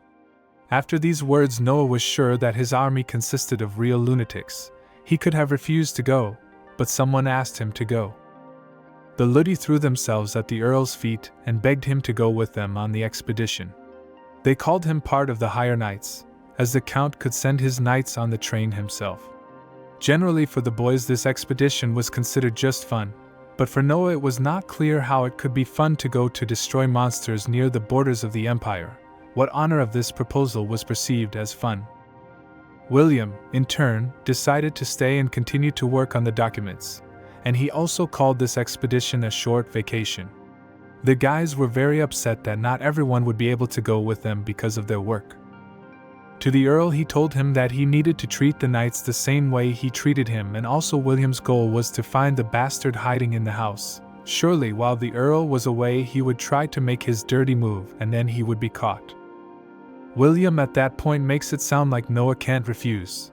The real compelling reason he had to agree was to catch the spy. If he's not caught in time, Noah could lose his life in an instant. The knights said that there was no need to be so shy. Everyone here was their own, and they had heard that the Count had not long ago gone on a monster taming expedition alone and returned with a wide smile. But in fact it was not true. A wide smile at the guy was because he properly rested in the castle of the King of Demons. When the guys had already arrived at the place, immediately noticed the monsters, it was urgent for everyone to get into their positions, and why take turns to attack. Noah missed the Demon Kingdom, at least he was physically comfortable there. As he did, he could also see that Lien had grown weary of it all as well. She was the knight the Emperor had personally recommended when Noah had made a request for someone capable of overseeing the Ghost Knights. She sets the standard for knights, and is an incredible knight herself, to the core, unlike these mad dogs. This woman, with her experience, could have joined any order of knights. It was even kind of awkward to keep her here. Noah wanted no part of it, and decided to let these dogs have all the fun they could. Noah didn't want to get into a fight with these dogs. He wanted them to deal with these monsters as soon as possible, and he didn't have to participate. During the fight, the guys even had time to argue among themselves about who would take the life of which monster. Then they noticed that the Count hadn't joined them. They seemed to be enjoying their vacation more than Noah. The Count replied to them that he would definitely take care of his vacation. There was no need to worry about it. The Count had the feeling that if he interfered, something would go wrong. Then the guy heard something behind him and decided to turn around. At the same moment an arrow flew into his shoulder. If he hadn't turned around, the arrow would have probably hit his throat, but where it came from, who wanted to ambush him, maybe it was representatives of another country. People from another country wouldn't do that if they didn't want to start a war, but if they didn't do it, then it was most likely professional knights who were sent to Noah's soul. The enemies saw that the Count had dodged the arrow, so they immediately started to take a new one and shoot again. Noah ordered Lien to cut the arrow so that it would no longer be visible. This procedure could have been very damaging during the extraction of the tip, but from the look on Noah's face, he wasn't going to do it twice. So the girl did so without further question. Now the arrowhead would penetrate deeper and deeper, because of which Noah might very soon begin to feel unbearable pain. Then the High Knights came to guard the Count, and were ready to take the fight. Then some people from the castle saw that there was some kind of massacre going on, and they recognized the guy who was wounded by the arrow. Judging by his hair and the fact that he had ghost knights with him, it was probably him. Now it remained to be seen who he was fighting with. The guys originally thought they were just calmly fighting monsters, but what they saw was more like an internal conflict. The man who was wounded is a hero of the Empire, and is not going to treat his wound at all yet. It's only been 2 years since the end of the 8-Year War, and people are attacking each other again. The unforgettable Noah was also injured. The Empire definitely didn't want war now. If you blame those bastards for attacking the kingdom, you could get solid reparations from the Empire. Meanwhile, on the battlefield, Noah had taken some kind of drug that he said temporarily turned off his common sense. Leanne was shocked by what she heard, because such things are forbidden. Noah replied that there was simply no need to flaunt his use of it, and put his hand around his sword. The enemy army was already near, and it was time to take the fight. The Count mounted his horse, then jumped and flew straight at the enemy. Then gives him the strongest blow with his sword, which cooks his opponent from his feet. Why says if you want to live, then I recommend you don't sniff anymore. Though since Noah caught one alive, he saw absolutely no point in the rest of them living.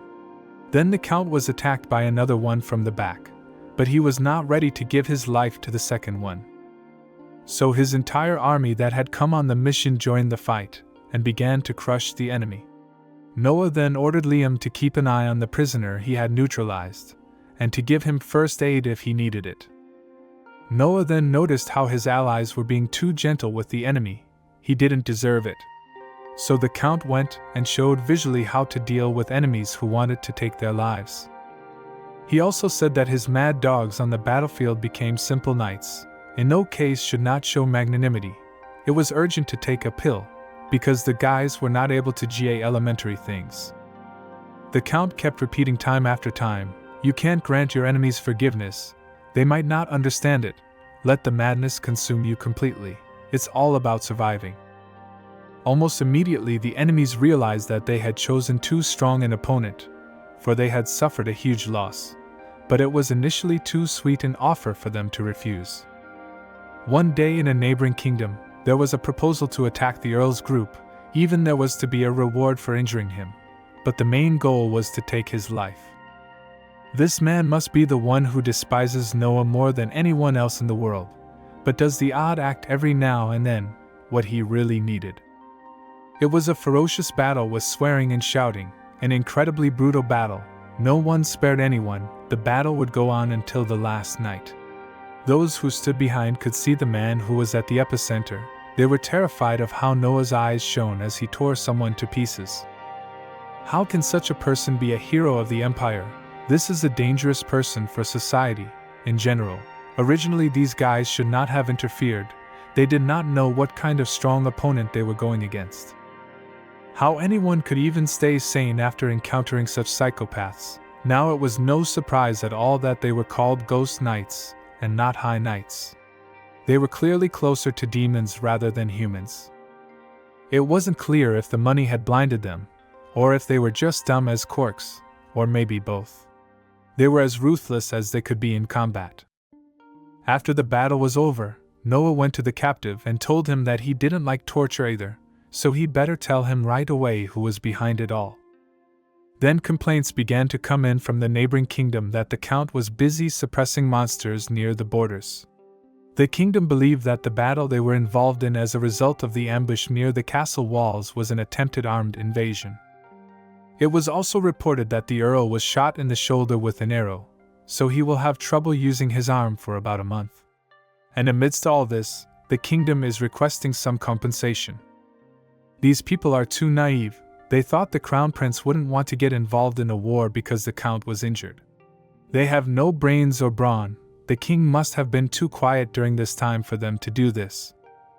Then there was a suggestion to accuse the neighboring kingdom of organizing an ambush to corner them, but that option was not suitable. The crown prince ordered preparations for war. This information shocked everyone. People did not want to go to war because it had only been 2 years since the end of the last war. declaring war would be very costly. In response, the Crown Prince said that 2 years to rest was enough and they would be able to get money and resources while taking over the territories. Also, the Crown Prince planned to conquer the continent, so this war was just in time. Conquering the continent was his ultimate goal. Ever since he took the throne by taking the lives of his siblings, he didn't plan on being irresponsible at this point. And that responsibility became a shackle for everyone, so it caused a catastrophe. While it doesn't hurt to be responsible, he prioritized his own guilt for taking the lives of his brothers and sisters, thus relegating the people of the empire to a secondary role, which is not the right order of hierarchy anyway. And so, now we had to get everyone to work quickly. The first thing to deal with was the Church of Atonement. It was a cult that was starting to gain a lot of popularity in the slums. With the country in chaos right now, it was understandable that the population was turning to faith to calm down. But the Church of Redemption had become too powerful, and before the war started, it would be the best option to eliminate any threat. Noah was the best person to deal with it, because he was the cause of these messes. Since it's about dealing with a small bunch of fans, even though Graf is injured, he should be able to handle this task without any problems. When the general heard this, he said that he objected, because this man was dangerous and should be treated very carefully. The Crown Prince realized that the general definitely disliked this guy, but he wanted to know for what reason. The general replied that it wasn't because of his way of fighting. The main reason was that the Count had divided himself into 2 personalities. This bastard can't even bear the weight of his own responsibility. Once he comes to terms with reality, the wall he built will crumble to dust. The Crown Prince was not surprised by this information. He had already been informed about it long ago. Then the general was even more curious as to why they wanted to entrust such a responsible task to the Earl. The Crown Prince answered that Noah would make the decision anyway, and even if something went wrong, it would be his responsibility. Ethan could not understand how he could talk about it with such great ease, because it was all very serious. It was all nonsense to the Crown Prince. He saw no harm in it, and was more interested in hearing the general try to change his mind with facts. His goal was to become a great ruler, for those he valued. Also on this one, the general was forgiven his current lack of respect, as they are not so incompetent that they would not forgive the mistake of a loyal subordinate. In response, the general asked for forgiveness. The Crown Prince then said that he understood Ethan's concerns, so there was no need to worry, because there was one good reason to keep the Count around. One day, Noah came to the Crown Prince and asked him for permission to destroy his family. At that moment they were ruled by a crystalline sense of no guilt and rage. He had nurtured his hatred for his family for 8 years, ever since he was sent to the front at 14. So when he was finally recognized for his service and was able to stand before the Emperor, he wished for nothing more than revenge. Most likely at that moment for Noah, it was a pleasant sight to see an example of the Crown Prince staging a coup to take the throne. At that moment there was no reason to refuse to take revenge on him. But at that moment, the Crown Prince decided to use it as his sword, wanted to improve it as much as possible and strengthen it. Noah then went on an expedition to put the Demon King to sleep. In the end, the result was incredible, even managed to bring the body of the sleeper. With such an accomplishment, everyone around him had to call Noah the new hero. Whatever the reason was, Noah had taken the lives of his own family, and the only one of them left was corn, and the Earl still needed the Crown Prince to deliver corn from this boon. Now Crone serves the Duke to guarantee his own survival. Roughly speaking, the 2 brothers are at each other's throats. So Crone lived, the Count will not go anywhere and will serve faithfully. Meanwhile, Noah had a bad dream about the battle he'd been through today. And when the guy woke up, he was already in the catheter home, completely bandaged. While driving, he tried to at least remember how it was. The pill he had taken turned off his brain completely. And by the time he remembered, he had already made it back to the manor. He couldn't understand when they made it back so quickly. While he'd been unconscious, this whole situation had somehow been resolved. He couldn't understand anything. If it hadn't been for the wound on his shoulder, he would have thought it was all a bad dream, and never believed it was real. He had to find out where William was, and Noah realized that he was going to be attacked, so he was partly prepared for it. In the meantime, William found a spy, the guy who was caught, very badly behaved, and not beautifully expressed in the direction of the hire, so he really wanted to hit him, but William is not much overdone and took his life. But that's okay, this spy wasn't the only one to get information from, so no matter, this guy got what he deserved. William was then informed that Noah had already arrived home. William realized he was completely behind schedule, so he ordered his assistant to follow that bird and find out who this guy was involved with, and who was behind it all. Also, William didn't forget to annul the shameful contract the loser spy had offered to sign. He then immediately advanced to meet Noah, greeted him, and began to ask about the wound. The Count replied that the arrow had hit his left shoulder, so it wouldn't affect his routine much. Since the Count was right-handed, it would not bring any problems. There was work to be done, a lot of documents piled up. Noah looked at him and said, "You have no shame or conscience, old man." And the boy also felt the red liquid and thought that William was also wounded. William was surprised that the Hale had managed to smell her, so he told her that he had just straightened up the spy and maybe the droplets had gotten on things. He was in such a hurry to get to the meeting that he didn't even have time to think about his odor. Noah was shocked that the butler had managed to find the spy. William also said that he wanted to bring him back alive, but something unforeseen had happened, and he apologized for that. Noah replied that there was no need to apologize, because if it was unforeseen, there was nothing to be done, and in his head he had a lot of questions, like what kind of butler is this, who with his own hands takes people's lives? William heard that Noah had dealt with the bad man, in case anything had been found out. Noah replied that everyone there had lost their lives and no one had been taken prisoner. The boy couldn't really remember anything, but he was sure that everything had happened exactly as he had said. This incident suggests that most likely the initiator of this whole thing should be taken seriously. The circle of suspects is thus very narrowed down, for example to a revolutionary army, an enemy party, or the head of the nobility. And it all boils down to the most likely suspect. In any case, and this adversary Noah would not be able to handle on his own, so William asked to request the emperor's help. Those words made Noah think that his butler was really useful. William apologized, in case he had crossed the boundaries of what was permissible. Noah didn't mind, of course. He'd wanted to visit the emperor for a long time now, to return the estate that for some reason had fallen under Noah's domain. He had to get this over with as soon as possible, before the Earl got into any more trouble. The Count's task today was to organize a peaceful and quiet life for himself as soon as possible.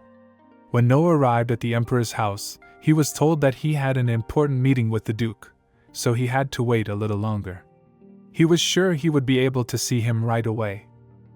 But there was nothing to be done. He had to do something to keep himself busy so that the time would pass faster. On the way, Noah saw that he wasn't the only one who had decided to visit the Emperor today, but the Crown Prince and his sister Katia were also in the castle. The boys noticed Noah too and said hello to him.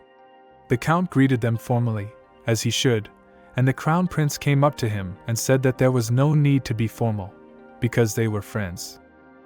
The Crown Prince heard that the Earl was looking for something to occupy himself during this time, so he offered to spend time together and sat him at his table. His sister wasted no time and immediately began to hug the Earl. Noah replied that it was an honor to have tea together, but really if he had known it was going to be like this, he would have come later. The Crown Prince noticed that the Earl liked the tea, so he offered to give it with you. The guys were also worried that Noah only drank tea and didn't eat cookies, so Katia took the initiative and started feeding him everything on the table. On the one hand it looked quite nice, but on the other hand the Count didn't want to be here at all. The Crown Prince couldn't avoid the topic of the injury that Noah received while destroying monsters. He thinks that he should be careful because of the curse that weakens the Count's body. And he wondered why Noah was taking such an active part in the sorties against the monsters. Noah didn't know what to say, since he always participates there forcibly, so he decided to just cough. He was asked to be more careful, for he still had a long service to the Emperor ahead of him. It sounded rather ominous. The Count planned to be free of his duties as soon as possible and live at his pleasure. The Crown Prince said that he and the Emperor were only 8 years apart, so perhaps he should prepare to retire at the same time as he did. The Count choked on his tea at these words, but this time it was not on purpose. He didn't understand what the Crown Prince was saying. The Count didn't like to discuss politics and didn't even want to hear about it. The Crown Prince also said that he would only take the throne if something happened to the Emperor, but he hoped that would never happen, because the Emperor was like a brother to the Crown Prince, and he only wished him happiness. Noah knew how much the Crown Prince and his sister actually respected the Emperor's uncle. If one remembered what the Crown Prince had done to his brothers, sisters and their children, it would be very hard to imagine the calm existence of the Crown Prince and Princess without any incidents. To hear that they had no hatred for the Emperor was very strange. But there's a reason for that. The very first prince was the father of the Crown Prince and Princess. He was very kind, unlike most of the imperial family, kind even to the 9th prince who had no hope of claiming the throne. Until the very end of his life, he would visit the 9th prince with his children, so they valued each other like siblings. Their relationship was even more than a family relationship at times. People also say this interesting thing: if the first prince was alive, the 9th prince would never have picked up a sword. Then the Crown Prince took Noah's hands and said that they were worried about the Emperor. He was carrying all the weight on his shoulders alone, so they asked him to take care of him. Katya said that the Crown Prince was overburdening the Count. She was sure that he knew perfectly well what he had to do. The Count was very tired of these conversations, so he quickly finished his tea and said that he was going to the restroom. The boys immediately realized that Noah had run up. This conversation was too much for him. It was all part of their devious plan. Regardless, the Crown Prince was frank. Something is definitely lurking beneath the deceptively calm surface of the water. The tip of the sword always pointed towards the Emperor's side. If things continue like this, the Crown Prince may never take the Emperor's place. His sister has promised to help him get the throne, and at first the nobles will resent him and demand action against the Crown Prince. It wasn't known when they would take action on the provocation, so a solution should be prepared in advance. The Emperor really needs someone who will unquestioningly be on his side. Since Noah is an outstanding person, his participation alone on the Crown Prince's side will help turn the situation around. That's why Katya has to talk him into it. The boys hoped that the Honorable Count would become a loyal ally of the Emperor, so loyal that no matter who stood in the way of the Emperor's service, be it even a member of the nobility, he would be able to take their lives without question. Meanwhile, Noah wandered around the castle and couldn't find the restroom. Since the guy always left immediately after visiting the Emperor, he didn't realize at all where he was right now. Suddenly, a man comes out of one of the rooms, apparently very frightened. Noah was used to people running away at the sight of him, but he couldn't let that happen now. When Noah approached, the frightened guy asked what he could do to help. The Count really needed help, so he tried to be friendly, made a nice smile and asked the guy if he knew where he was now. Instead of answering, the scared guy pulls out a blade and falls for the Count. He managed to strike a precise blow and hurt the Count's arm. It was very unexpected, because Noah just wanted to know where the restroom was. After that, the boy tried to run up. But after a couple of meters, he fell down. As it turned out, it was probably some spy. He was very frightened by the question of "Do you know where you are?" In his head he was thinking that he had been found out, which was a bad time because he could finally steal the document he had been looking for a long time. And eventually Noah caught him. At the sound of fighting, someone came to the rescue, grabbed the spy by the neck and lifted him up. It turned out to be Crone, the Count's brother. Noah was shocked to see him, after all this time. But what was he doing here? The guys looked at each other for a long time, all the while the spy was weighing in the air. Then Noah noticed the document the spy was holding, and he wondered what it said. But his brother was ahead of him, and I took the valuable paper first. The boy was very surprised how such an important document fell into this man's hands. Crone had just come out of a meeting with the Emperor. He didn't think he could run into the Count here. As far as he knew, the Earl was also on his way to meet with the Emperor. Noah said it was true, he wanted to return the manor to him and ask a few questions. The boy didn't tell everything, because he doubted that this man needed to reveal all the cards. So the Count had managed to catch the spy while waiting. The Emperor would now be in his debt. Noah replied that he wasn't going to take his brother's glory, and he was sure that the spy would have been caught without him. The guy was actually really tired of it. There was a lot of stress everywhere. Then the Crown Prince and his sister saw that Noah was already injured. They began to worry that it was taking him so long to return. It was now clear that some unpleasantness had happened again. Everyone who was in the hall tried to help Noah, but he was on the table and could not answer anything. At first he was in shock, then people started to call for a doctor. The Count answered that everything was normal and he didn't need any help, but the flow of red liquid was too strong, even on the floor it was already there. Since the guy didn't say anything, people started to come up with different theories about what could have happened to him. Most likely he was wounded while flogging a spy. This weapon could have been treated with poison, because of this effect. It was beginning to get to the point where the Count was losing consciousness, but the doctor was already there. The doctor was shocked that Noah was demanding help again. During the banquet, the doctor also rushed to break his head because he heard that the Count needed an ambulance. But there were only high-ranking officials around him who looked at the doctor with judgment. If these people care so much about his health, then please make sure that he finally stops getting injured. Because of this feeling of oppression, every call was very nerve-wracking for the doctor and roughly speaking took away a decade of his life. Luckily the weapon was poisonless, the wound was not deep, the Count's life was not threatened. The Crown Prince could not believe this verdict and pounced on the doctor asking him to check again. At this point Noah was saying that he really was fine. The Count realized that at this rate, the number of his enemies would only grow. Because of him, the poor doctor was suffering greatly, even though he had done his job perfectly. Then General Ethan came here. What a day it's been, everybody's here. He came to deliver a message. The Emperor has summoned the Honorable Earl to his office. The Count did not like the way the general looked at him. It was written on his face. Why are you here? But if the Emperor calls to him, then it is necessary to go. Noah also said that he was very grateful for everyone's concern, but there was no need to worry about him anymore. Everything was fine. Most likely Noah feels he doesn't need to bother others as he has no way to get rid of the curse. How one can continue to interpret his actions when he is so tactful is truly unfortunate. Noah didn't look happy. The Crown Prince thought he was acting too arrogant towards him. Meanwhile Crone went and sat down his karata. There he studied the document in more detail and realized that there was a budget for a war that no one knew about yet. Despite the fact that the war ended 2 years ago and no new one was planned, you have to be very careful, because the document says that a new conflict may start. In order to achieve his goals, Crone will especially help in this war this time.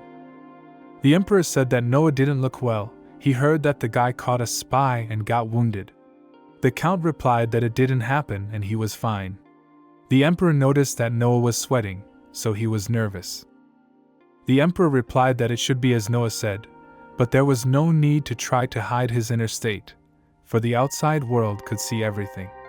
One of the Empire's most valuable talents should always be in a good mood. Surprisingly at the moment, the Count was actually feeling fine. He just wanted to go to the bathroom so badly that he never got there. He should have gone there first. Then the guys got to the point, but the Emperor said up front, if the guy wanted to return the estates he had written to him, it was an immediate rejection. This answer confused Noah so much that the need to go to the restroom temporarily disappeared. Then Noah asked a second question about the Higher Knights, but as it turned out it also concerned the Higher Knights. The Emperor was not going to take anything back. Then the question of resignation came up, but here too Noah received a refusal. The Emperor could not understand when Noah started thinking about such nonsense. But it was very important for him, because he wanted to rest and live for himself. But the Emperor offered to fulfill one of his requests, and then he would fulfill one of the Count's 3 requests. There was something written on the paper about the Church of Atonement.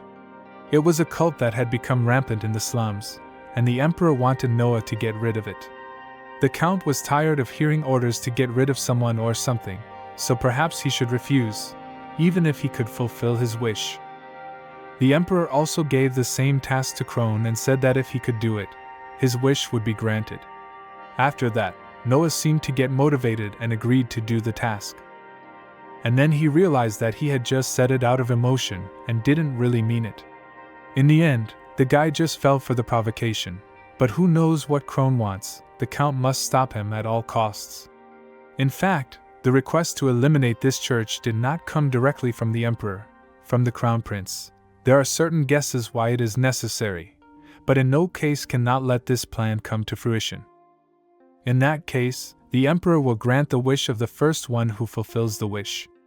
But in any case it is better to reward Noah, because he is on the side of the emperor. Noah had made a promise to himself that he would at all costs complete this task first. Since things had turned out this way, the count was confident that he would absolutely defeat his brother. After a while, Noah was already sitting in his cubicle reading papers. William brought him tea. Noah noticed that for some reason his butler had started bringing him only tea and nothing else. William thought that the count was enjoying this drink at the emperor's house, because that was the reason why this tea was given as a gift. The earl actually enjoyed it.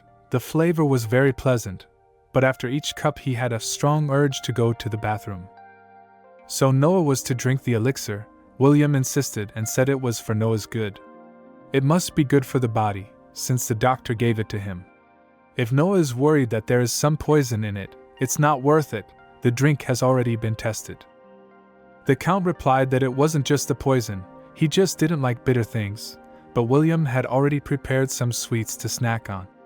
Then Lien entered the house. She said that she had returned from her mission. Noah tried to drink the elixir. It was very bitter indeed, and then he asked if he had found out anything about the Church of Redemption. The girl replied that not much information was available. It was a cult that spreads mainly in the slums. The girl also handed over a hard copy of what she's about to tell you. They gather believers and offer them free food and wono. Unlike many other cults, they don't ask for allegiance or donations.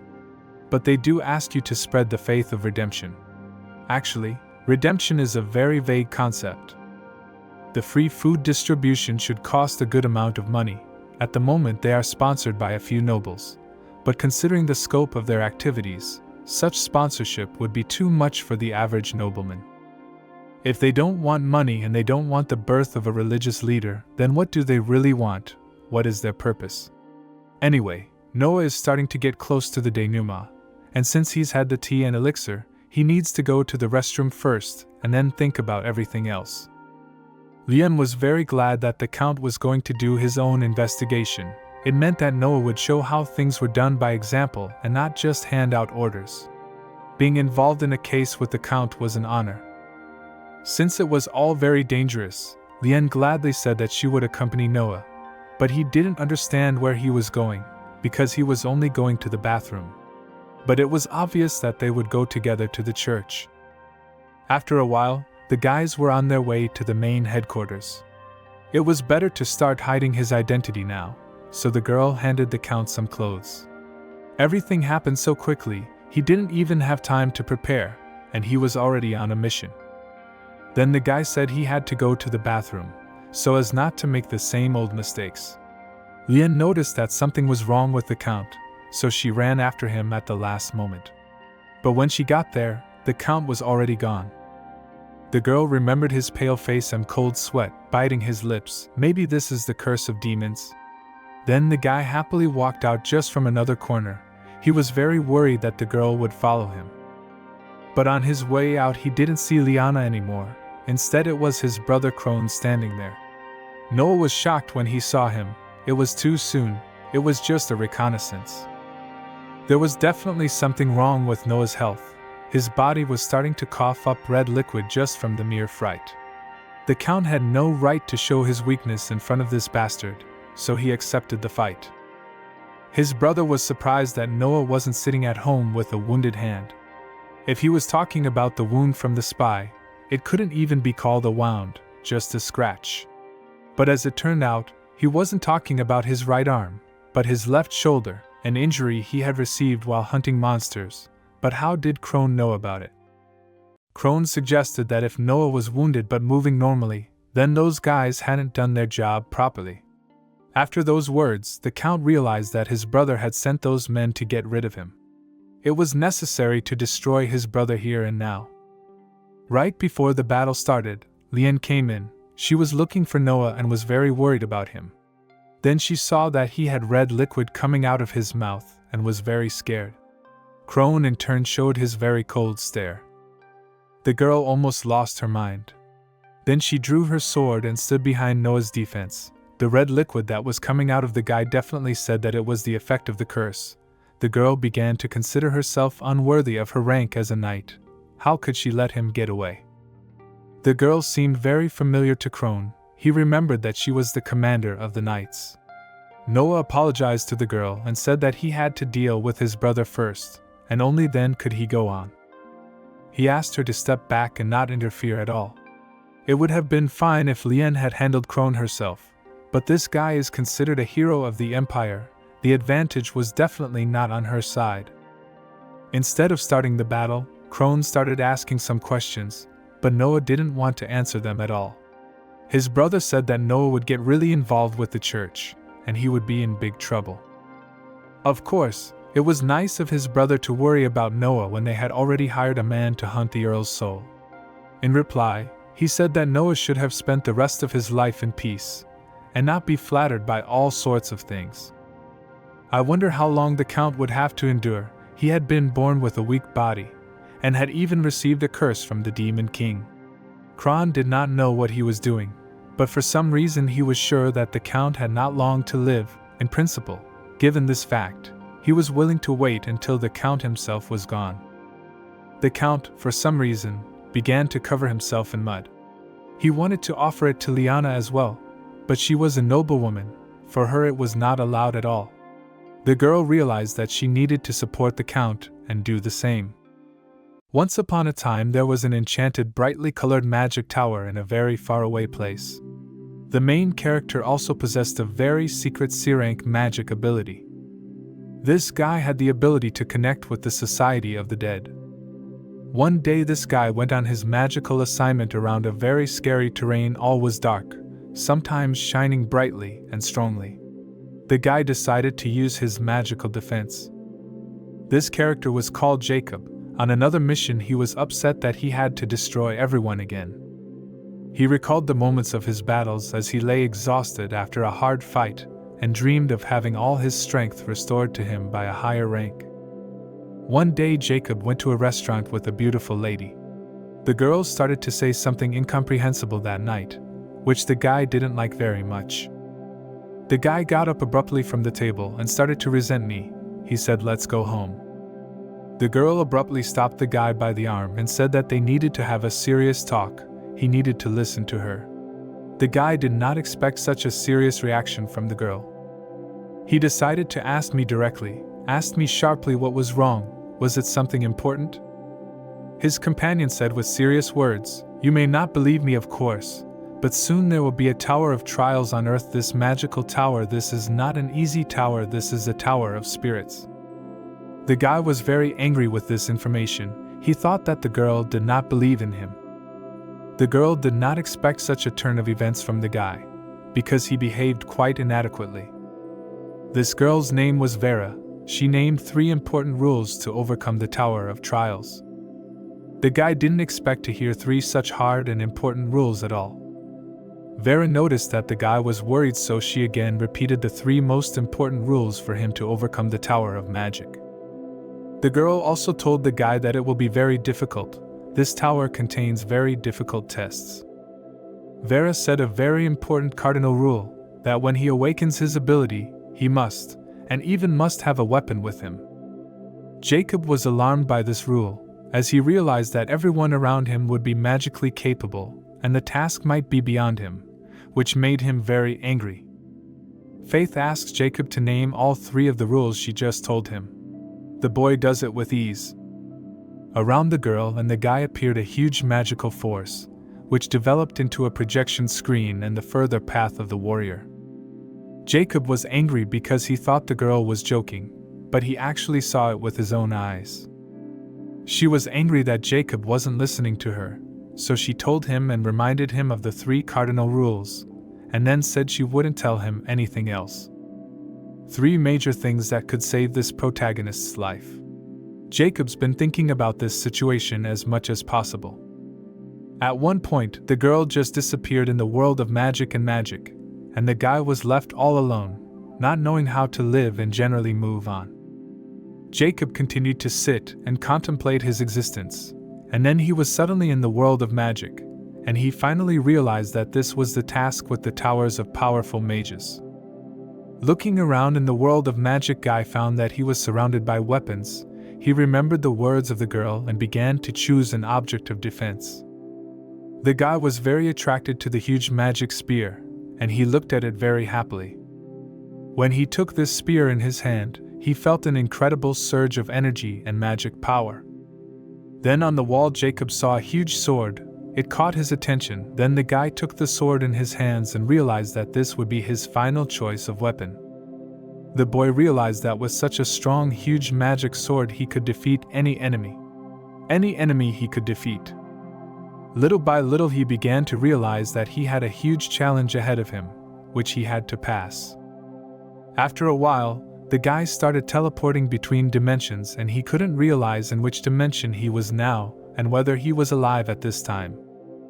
Finding himself in a scary and strange magical place, the guy waved his sword to keep himself safe. In order to protect himself, the guy continued to defend himself with his magical huge sword that was in his hands, very carefully, because every rustle tensed him. In an instant, the guy felt an incredible magical power. He began to be pulled by an invisible being. Jacob was just confused. He didn't understand what was happening to him, because he really didn't know what to do, and at one point a scary goblin came flying out. Unexpectedly, Jacob finds himself in a crucial battle. This battle will decide who wins, goblin or Jacob. A terrifying huge green zombie with a spear stood and looked at the guy. He was very angry. He was screaming and opening his mouth. The goblin was waving his weapon in front of the boy. But Jacob was already alert, already clutching his weapon tightly in his hand. Suddenly Jacob started to attack the scary goblin. He jumped up sharply and made his secret strike. He used his weapon called a crossbow. Then the guy pulled out his huge sword and swung at the fearsome goblin. He struck hard and then knocked out the character. Then the guy came to his senses and he just realized what he had done. Watching and remembering the situation, he realized that he had destroyed one of the goblins. The boy noticed a very interesting blade on the goblin in question. He carefully wanted to examine it as he suddenly felt a very strong force and spinning in his head. The guy was very sick. He was lying on the ground and looking at this blade. At one point, this blade lit up with a glowing light. Well, the guy was so bad that he just kept lying on the ground. After a few minutes, the boy screams sharply and gets off the ground. He regains consciousness. Jacob ponders the situation and can't figure out what's been happening to him lately. No one can explain these unusual events. The guy decides to stock up on weapons and continues to move on. Jacob held his enormous sword in front of him, moving forward with his sword in front of him and keeping his gaze fixed on it. At one point, his sword lit up with an incredible light. In an instant, the guy feels himself with the incredible power of a huge sword blade that he held in his hands in front of him. Jacob saw a hologram of how he was an incredible fighter, the strongest and most successful among the battles. There was a sudden noise and the guy heard it and turned around. He saw a few new goblins behind him. Seeing such a picture, the guy takes out his crossbow and starts loading it and aiming it at the goblins. Suddenly the goblins became very angry and red-eyed, and they wanted to attack him. But Jacob pulled out his magic blade and kept the fight to the last, which pissed off the goblins. This guy was clearly confident. He held a magical sword in front of him, and he also knew that he would definitely win. There was an incredible magical aura around him. Both goblins were very angry. They kept attacking the guy along with their weapons in their hands. They were also shouting loudly and their weapons were very sharp. Jacob confidently fought back the evil goblins with a strong blow of his sword and cut one of the two. The goblin girl was very surprised by this turn of events.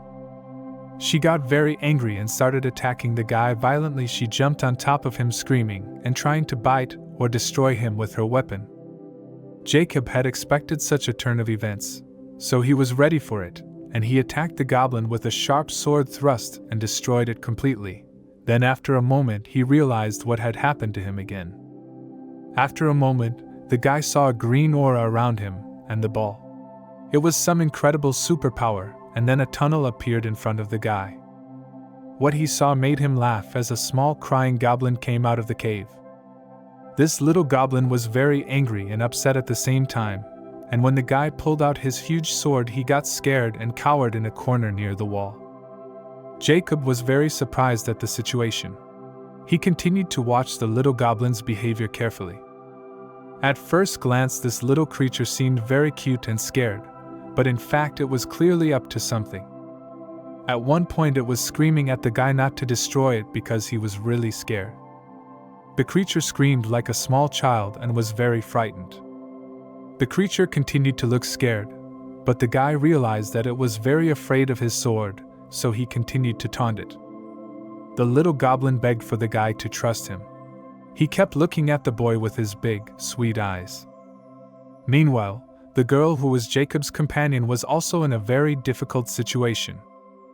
The girl was also surrounded by evil goblins. She was hiding fearfully behind large rocks.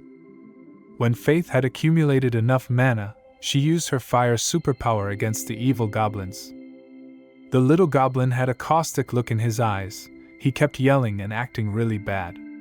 Thinking a bit, the guy decided how to fix the problem to trust the goblin. Seeing a rope behind him, he decides to tie his hands. The little creature didn't like it very much and started yelling why he was so distrustful of him, to which the guy just ignored him. The little goblin continued to scream very loudly. He also complained that the guy had tied his hands very tightly. Jacob was very close to the little goblin. He was very pleased with himself. In an instant, he saw a magical talisman around the goblin's neck, and with a sudden movement of his hand, he wanted to tear it off. Clutching this secret magical talisman, the boy thought that he could gain thanks to it. But the little goblin was very upset by such a find, and with his pitiful gaze, he continued to stare. Jacob realized that this magical talisman could make him very strong, maybe even immortal. With a slight movement of his hand, he swapped the little zombie right for the talisman. And then suddenly he changed his mind. Jacob decides to follow along with the little goblin and not do anything to him yet. One step at a time, they move forward little by little. The little goblin was very grateful to the guy for letting him live and not ripping off his medallion. Jack just stroked the little goblin's head. The guy along with the little goblin continued to follow the cave further and further. The little goblin was very scared, but at one point he felt another surge of superpowers. A magical immense external power was around the guy. It surrounded literally everything from the path to the guy's weapon. The little goblin was surprised by the guy's abilities. Jacob was very happy with himself and his superpower and decided to keep going. But at one point the guy got very sick and felt as lousy as possible. The little goblins saw that the place they were following was already right in front of them. But the boy wasn't quite there yet. The ornate gateway to the other world was glowing very brightly. Also in front of the gate was a huge black abyss. The huge gate was also under a huge lock and chain. Jacob finally felt his condition improve, and holding his huge magical sword in front of him, he decided to act. When he found himself right in front of the huge gate to the other world, he looked at the little goblin, and for some reason he was very unhappy. Jacob couldn't stand it any longer, thinking about how to open the door. The guy decides to try to use his magic power and starts reaching for the door with his hand, and in an instant his hand starts glowing with an incredible green bright light. With magic and superpowers, the doors light up brightly, and then the castle starts to disappear right before your eyes. The barrier that was in front of the guy and the little goblin no longer existed, and they were inside another world. Everything around them was burning hot fire.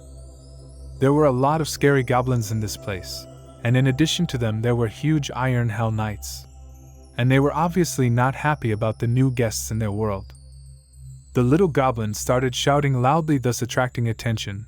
The guy realized that it must be a setup and started pulling out his weapon and attacking. He started attacking the evil goblins with sharp and quick movements. He was as focused and determined as possible, and as his confidence was off the charts. The guy easily smashed every goblin in his path. He felt an incredible burst of energy and destroyed one by one. J-Palm also used his speed and agility to destroy the goblins before they even thought of attacking. The guy dealt with each of his opponents very skillfully. It was even noticeable that he enjoyed it very much. He felt his power and superiority over his opponent. Jacob grinned his full smile, his emotions overflowing, and he felt that he could easily destroy anyone in his way. The goblins were not happy about the boy's strength, for they could do nothing to him. On a huge motivation, the guy attacked every goblin in his path, the strong strokes of his sword leading him to actively destroy the evil creatures.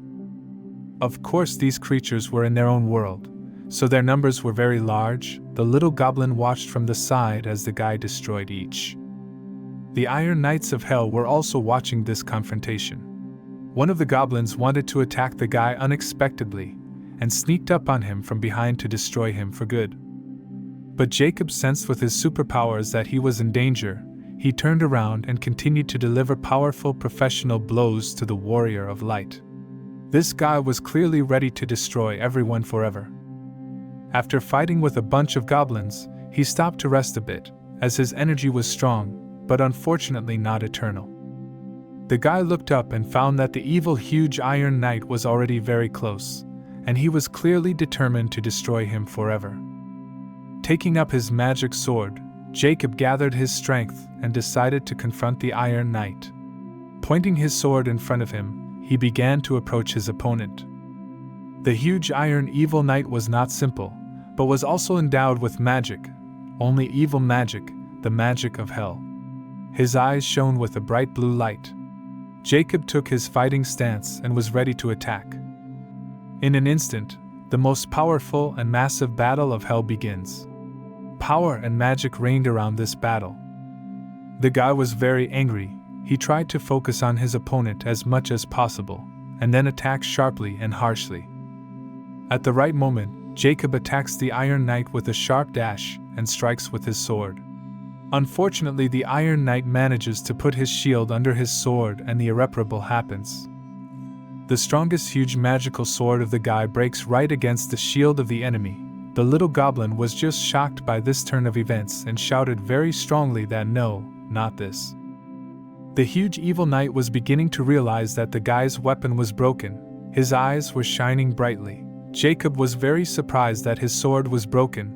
He looked at his broken weapon and was shocked by the situation. The Iron Knight started throwing a lot of blows at the guy. He didn't expect to be left without his main weapon. Weapons are the main attribute of a true magical warrior. Without thinking, the boy remembered the blade on his belt. He sharply grabbed his magic blade and an incredible power lurked around him. The guy glowed and shone with a bright light. He was ready to fight already. The knight continued his attack. This iron huge man made the strongest blows. But our protagonist also gave him the strongest rebuff. The magical power was overwhelming the guy. With one sharp movement, Jacob jumped up and made a stiff attack on the knight. Unexpectedly, the knight did a magic trick and used his super magical mega shield. Jacob flew a few meters away from such a strong defense. The knight felt power over the boy. The eyes of the knight continued to soar incredibly, but the guy was not afraid of it. He held very firm. At one point the knight used his sword. He slammed his sword hard into the floor. The strongest heavenly knight applied the maximum damage power. This knight was the strongest among the first level. It was the strongest battle between our protagonist and a level 1 knight. The guy felt superiority over the knight. He grabbed him sharply with his hand in the face and began to strike hard. It was magic power along with anger. Jacob couldn't calm down, and he kept hitting his opponents until he got tired and fell off his feet. He was lying on the hot floor with only lava around him. The guy was very exhausted. His strength was running out. Suddenly the guy saw an unusual magical object on his victim. He scrutinized the knight in an instant and revived. After a while, the knight came to his senses and started to continue his fight. He got to his feet and raised his sword. He was ready to destroy the guy. Jacob was not afraid at all. He was ready for this fight, because he had already laid down and gained strength.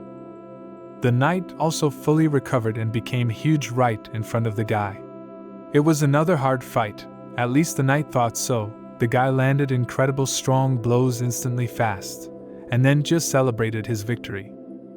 The knight was already destroyed lying on the ground. But our hero decides to finish him off with his foot, but the guy just forgot that the knight is made of iron and felt the pain. The guy's leg was very sore and the knight even got up with his last strength to look at him. But the guy was very angry with him, and he continued to strike hard with his last strength, leaving no chance for the Iron Man. After the victory, our protagonist stood and looked at the knight being destroyed for a while, and then he realized that he had won, and began to celebrate his victory further. Suddenly he heard noises, and then he saw small green paws. A second later he was teleported to another world. He could already feel his body getting cold. Turns out it was his little goblin that he tied up. He was really mad at the guy, and then Jacob came to his senses. Of course Jacob was very displeased at first, but then he was pleased with his little friend. He smiled at him, and together they walked toward each other. And then at one point, the guy just started bullying the little goblin. He kept pissing him off on purpose, and the goblin would catch the provocation. The boy thought for a while about what he should do next, and then he started remembering old facts about the little goblin. The little goblin pretended he didn't understand anything at all. When the guy wanted to reach out his hand to the goblin started screaming and behaving inappropriately, which angered the guy and he started screaming at the little defenseless goblin. Then the little goblin got very upset and just turned away from the guy so he wouldn't even look at him. He was very sad and pitiful. At one moment the guy started to move forward, then he pulled out the sword that was lying on the floor and started to come closer and closer to the little goblin. With one sharp sword movement, the guy tossed the goblin's magic crystal and then struck a precise blow at it. Just a second later, there was a very large-scale explosion of magic. This incredible magical force was blowing our character away. It was so strong that he covered his face and then could not understand where he was. It's a force that can sweep you off your feet. The little goblin abruptly began to emit incredible powers of magic. There was a magical yellow glow around him. It really amazed the guy. At one point the little goblin felt a little uneasy and the guy noticed it. He also thought that maybe the kid was just bluffing. For the first minute the guy just didn't know how to drive himself, and then he wondered how he should proceed. But the goblin suddenly regained his energy. Jacob was glad that the little goblin was okay, and then he thought about what to do next, so he jumped off his feet and started running. He ran to the fallen knight he had recently defeated. He wanted his trophy. It was the Iron Knight's magic shield. The boy sat right on the floor with the shield and hugged it, and was very happy with it. The little goblin did not like this position at all. He obviously felt something wrong. But suddenly the guy came up with a very interesting idea. He ran jumping and screaming with this magic shield, and then teleportation happened. It was abrupt and unexpected. As a result, our character did not even expect such a sharp teleportation. In an instant he found himself in the house on the couch. The guy immediately began to sharply analyze the situations that have happened to him recently. But he was also very interested in what in this house is interesting, which may be useful to him in the future. The house was as strange as possible. The magical power was felt very strongly, and it was hard not to notice it. The guy walked around the house with caution to protect himself. Then suddenly he finds himself in the kitchen, where he sees a table set up with food, a bun and some water. The guy was very tired after all the fights, so he was very hungry. He already wanted to bite a delicious bun as suddenly a small goblin began to shout at him from behind. Jacob realized that the goblin was hungry too. He held out his bun for him to share and then put his hand right into the little goblin's mouth, laughing at him. Then he decided to take pity on his little friend and gave him a bun. They sat down to eat a snack together, as if in a moment. The little goblin starts screaming violently and behaving inappropriately again, but the guy doesn't react. Jacob is just trying to ignore the little goblin and not pay attention to the fact that he starts screaming once again. After all, the guy is used to the little goblin being very harmful. The guy can't eat in peace. He thinks about what the goblin wants from him. He really thought about what happened to him lately and how he should proceed, but the goblin kept screaming. At one point the guy was very confused as the little goblin became silent. He started to just laugh and cheer. This calmed the guy down, and he continued on with just eating. After filling his stomach with food and finally getting rid of his hunger, he lay on his bed and remembered the moments with his beloved beautiful companion. He closed his eyes a little and remembered all the moments they had had recently. The guy lying on the bed was very sad, because old memories came back with the sadness. He thought about how to fix everything and put everything back in its place, because he did not expect that his life would become so difficult. He wanted his companion to be by his side. The guy remembered what this person looked like. It was a beautiful, pretty girl who had incredible magical powers. She was super strong, super smart, and super enchanted girl. And now it's time to move on. The little goblin and our main character decided to move on in this dark and scary cave, but they had no choice but to move forward. The little goblin as always kept shouting something loudly and being disgruntled, but the guy was used to it, so he didn't pay any attention to him. He just kept on walking forward and moving according to his plan. The path through the cave was very long, very scary, very dark. Jacob was fearless now, realizing that he had super magic powers and a trophy shield and would be safe. All their way the little goblin continued to shout something to the guy, and eventually he got very tired of it, turned around and told him to shut up. But the little goblin did not stop hurting. Of course, the guy realized that the little goblin could be just very scared, because the cave is really dark and unpredictable. They continued walking, and at one point the guy stepped on something incomprehensible. Rather, for all it was a button stone on the floor. At that moment they felt the danger and decided that they had to run away. They ran for as long as they had the strength, and then they abruptly turned as the little goblin was very scared and had a panic attack. They had no more strength, but the fear was overwhelming their emotions, so as soon as they heard some noise they started to run again quickly and sharply. They ran as fast as if an airplane was flying. Meanwhile, the companion of the main character was also in the cave. She thought what to pass this hardest way, but she was confident in her abilities to move on. Moving on the cave further, the girl remembered the events that happened to her recently, and she became very sad, because she remembered those moments with the guy. She remembered smiling sweetly, laughing, and just catching the euphoria of life. She remembered a lovely romantic dinner with her boyfriend and the way he looked at her. And the girl also recalled the moments when the guy and she loved beer and drank it a lot and often. It was their daily favorite activity. As she continued moving forward and remembering all the beautiful moments, she realized that now she had only a path and no turning back. Holding her magic wand tightly, she moved forward. Unexpectedly for the girl, but her way, was a very huge and scary goblin. He clearly had a very malevolent attitude and wanted to destroy the girl. But the girl turned out to be not a miss at all. She started to use her superpower. In an instant the girl was enveloped by a heavenly incredible superpower. This magical flame was all around the girl. And she started to attack the scary goblin. The strongest hard blows from the girl came straight to the face of the terrifying huge goblin. The girl was very pleased with her actions. She was glad that she was able to fight back the strongest huge goblin easily and simply. Meanwhile, our main character and the little goblin continued to run for a very long time. Because the guy stepped on a button that he didn't notice, a huge big ball of rock started flying at them. The guy sped up as much as possible, because he just wanted to survive. The little pancake climbed on top of him, and with incredible tremendous speed they were running away from the huge ball of rock. The strongest fear overwhelmed our heroes, but they did not give up and continued to run on. The guy's strength is not infinite, but thanks to the strong adrenaline in the blood, he ran as fast and confidently as possible. He ran for some more time, and then collapsed without any strength at all.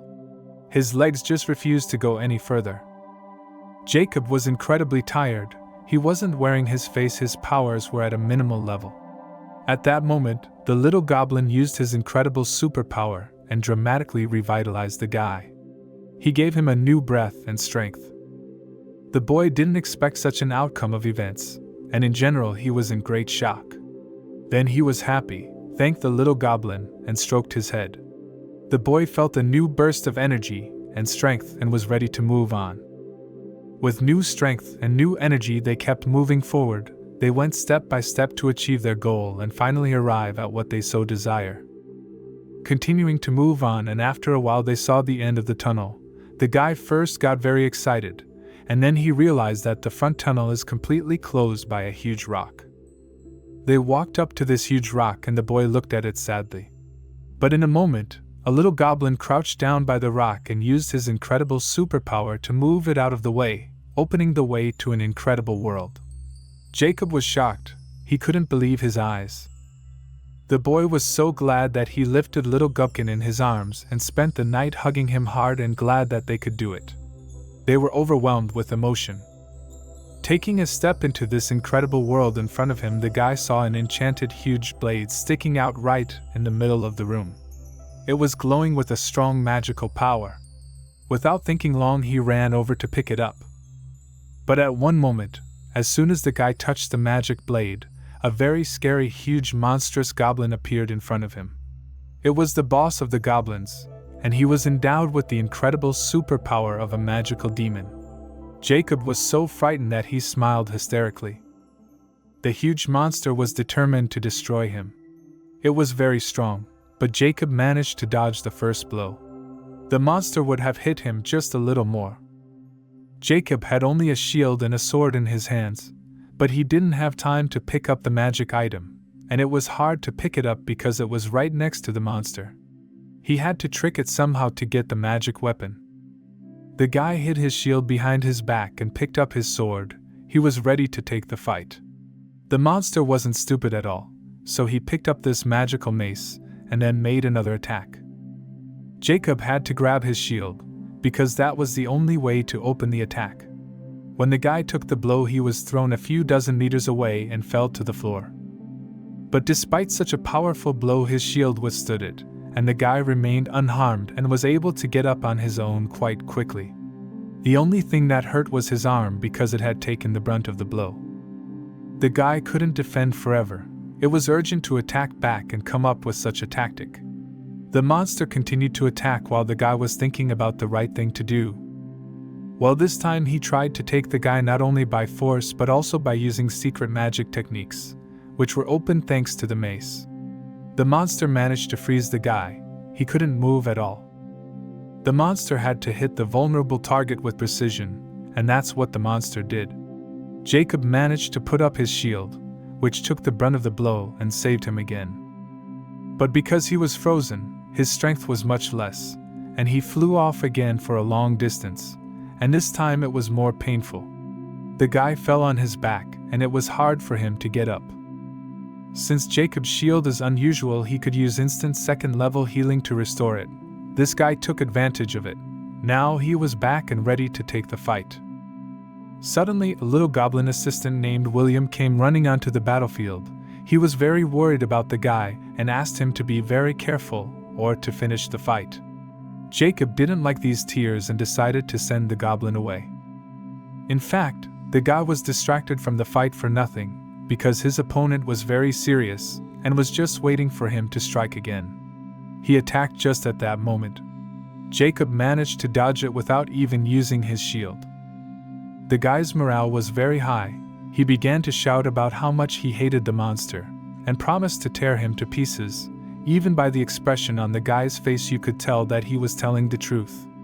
The monster didn't take these words seriously and just smiled. but the last one to laugh is the one who laughs. It was as if Jacob had finally come up with a plan that would give him the upper hand. He waited for the monster to attack again. The attack was not long in coming. This time, the guy skillfully jumped back and didn't suffer any injuries. Thanks to the fact that he was able to land on his feet, he was able to make quick counterattacks and strike with his sword, his first successful attack. This made the monster extremely angry, and he started screaming and advancing very sharply. When Jacob saw its face, he made the important decision to make a tactical retreat. He even managed to talk to William while he was running. The monster seemed to want to freeze the boy again, but Jacob was ready for that scenario. When he ran into the dead end, he pulled out his shield and prepared to take another blow. Just before the blow, the guy jumps into the air, then pushes off the magical object and jumps even higher. At first, the monster can't even realize where the guy went. In flight, he pulls out his sword and thrusts it right into the monster. The monster fell down, unable to move. Red liquid was forming around him, and the magic mace was lying on the floor next to him. When William saw that Jacob had won, he ran to him, happy that his friend was not hurt. He also said that it was a crazy fight, and it looked very exciting from the outside. Jacob was very happy to hear that, because it's great to be admired. Then Jacob decided to take the mace. It was a very important find. With this object, it would be much easier to survive. It gave him incredible strength. It made him very happy. William was not less happy for his friend, but now he also got an ordinary sword, because he didn't need it anymore. The sword was too heavy for him to use, but it seemed that William would be more useful without it. On the way, the guys meet 4 more monsters. They were ordinary, the kind Jacob destroys without any problems. It was the perfect opportunity to test his new weapon. These monsters were very aggressive, but they didn't realize what kind of strength they were up against yet. The guy immediately activated the magic power of the mace. With just one swing, he managed to destroy 2 monsters. The other 2 were frightened, but life teaches them nothing, and they wanted to keep fighting, probably to avenge their friends. Jacob couldn't stand the insolence, and angrily destroyed 2 more monsters in less than a few seconds. You could say the test went just fine. The new weapon worked well. William wasn't even surprised, and Jacob was very impressed. The 2 boys got together and went about their business, because they couldn't stay in one place for long. He smiled at his friend Vera, who also had a magic tool, but she would be happy to see how strong Jacob had become, and he missed her very much, doing everything he could to meet her as soon as possible. Meanwhile, the guys came to a locked door. It was probably another boss room that needed to be opened. The guys had to get ready, because any minute now they would be moving inside. There were quite a few monsters waiting for them inside, all of them ready to defend their king at any moment. As soon as the boys appeared, they were the center of attention, all of them wondering what they would do next. The guys discussed the plan of action and how to act in case something went wrong. Then the guy took his shield in his hands and was ready to go into battle. Suddenly something happened that no one could have imagined. One of the monsters attacked his lord. In the end, he took his life. The guys were in shock and couldn't understand what was going on, why the monsters themselves destroyed their lord. As it turned out, these monsters knew how Selenium Jacob and what happened to their brothers, so they realized that the opposition is useless and decided to just give way to the guy and even help him if he wants it. Then from behind the throne opened a huge door that was right in the wall. The monsters ducked in front of Jacob and made him a living corridor. For his victory, the guy got a lot of different improvements to his skills and is now even stronger. The guys started to enter, and they couldn't figure out how they were going to walk, because the lava inside was very hot, and they could only walk on the pieces of earth floating in it, which must be very hot too. Because the guys were thinking too long, a timer came on that said that if the guys didn't enter the room, it would close, so they quickly packed up and ran. When the guys went inside, they were moved to a completely different place. There was no lava and the temperature was normal. After looking around, the guys realized that this place was more like some kind of dungeon. They also noticed some strange man, who was standing under the wall and looking at the floor. Jacob wondered who this man was and what he was doing out here all alone, but since he didn't know what he was capable of, he decided to approach with a gun in his hand. The man turned out to be completely inoffensive. As it turned out, William even knew who it was. The man's name was Lieber. Despite all this, the guy didn't hurry to hide his weapon. He didn't trust anyone in this place. As it turned out, Lieber can give Jacob a very important item that will help him pass the running mission. There was not much time left to complete it, so it was necessary to get this item as soon as possible. When the guy tried to talk normally with Lieber, he started smiling. He shouldn't do that at all. It's very strange. The guy was quite alarmed by it. Because of this, bad thoughts began to fly into his head. What if it was just a simple trap that they fell for? Because monsters almost never take the life of their lord on their own. When Jacob felt bad for a second, the rock around him would make him faint. When Lieber saw that the guy wasn't feeling well, he started laughing out loud and thanking him for something. At one point it got so hard for the guy that he couldn't even say a word. He was sweating profusely. But Jacob said right away that he wasn't to be trifled with, no matter what state he was in, and that no one was going to let anyone hurt him. Then William went crazy, forgot who his friend really was, and while the guy was in a very serious condition, took Libera's hand and went somewhere with him. For Jacob, this act was tantamount to betrayal. The guy really wanted William to come to him and help him, but instead he just left with a stranger. Then a huge stone began to fall on the guy, which he barely held back with his whole body, and he cried out that his life might be over now. He was looking at him with a sickly, scary smile, and it felt like he was about to do something bad. Then for this ordeal, Lieber himself offered the guy the magic pendant that he needed so badly, while laughing hard at the same time. Jacob was so exhausted he couldn't even say anything. Lieber put the pendant around the boy's neck, thanked him for his participation, and started to go about his business. He couldn't leave it alone. Even though he was exhausted, he asked Lieber to stop and crawled to his knees to say thank you, because this pendant would solve a lot of problems. As the guy kneeled down, he noticed that Libera had a ring on his hand, though literally not a few minutes ago it wasn't there, where he was able to get such an interesting magical item from here. But it didn't matter now, they had to move on, because there was less and less time left.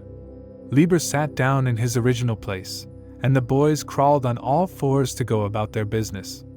Jacob stood up abruptly and said that the stone Lieber was holding had moved. Jacob heard that the stone had moved, so he decided to stay quiet and listen for more information, to see if it was true. Without thinking long, the boy decided to try to move the rock backwards, which would prove his point. Lieber thought that he was helping him, and said that he would definitely thank him somehow. After these words, the mission ended and the process of teleportation to another place began. The guys never had time to say goodbye to Lieber. They moved into a room where everything was strictly in white colors. The guys were just incredibly happy that they were here. It meant that they had succeeded, the missions had been completed, and they were getting a well-deserved rest. Tons of notifications that they had successfully completed the level, for which Jake had received a lot of rewards, and improvements in his personal abilities. Now the guy was even stronger. Then the guys received an offer, which they had been waiting for a long time. This was the most desired quest, after the fulfillment of which the guy received even more bonuses and promotion on the floors. Then Vera contacted the guy. She was very worried about him and missed him. She didn't want Jacob to agree to a new assignment. It was too dangerous. In any case, the ultimate decision would always be up to the guy. At this point, he considered himself a very lucky man and didn't want to stop at all. Participating in all this is what his life is all about. Then the girl asked how many achievement points the guy had collected. She now had 7,400 and Jacob replied that he had 44,000. The girl was just shocked at such a big number. At the very least, Faith begged the guy to stay in the common room longer, because further tasks would only get harder, and they would require more and more energy, so it was necessary to fully recover, and only then accept a new task and move to the floor above. Jacob sort of agreed to it, and fell onto the bed, and he and Vera agreed to meet on the 6th floor if they could. He and Vera agreed to meet on the 6th floor if they had the chance. The guys had only 1 hour to rest. The system urged him to rest, but he couldn't sleep at all. As soon as he closed his eyes to sleep, he was on the 4th floor in a moment. When Jacob appeared on the floor, he saw a road leading down in front of him, and a road going up behind him, which looked very interesting. Then the name of the quest appeared on the floor, and it sounded like escape, and the time to complete this quest was 2 hours.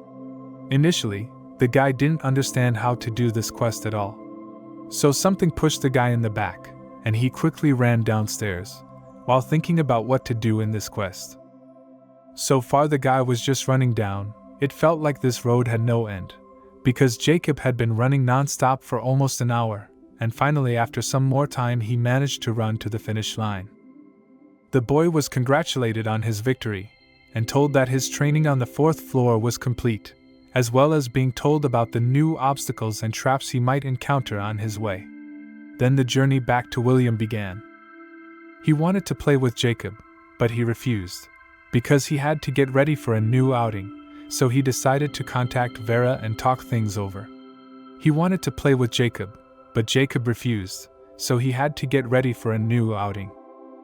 The girl recommended the guy to go to the section of the store and buy there an item that should help him very well on the 4th floor.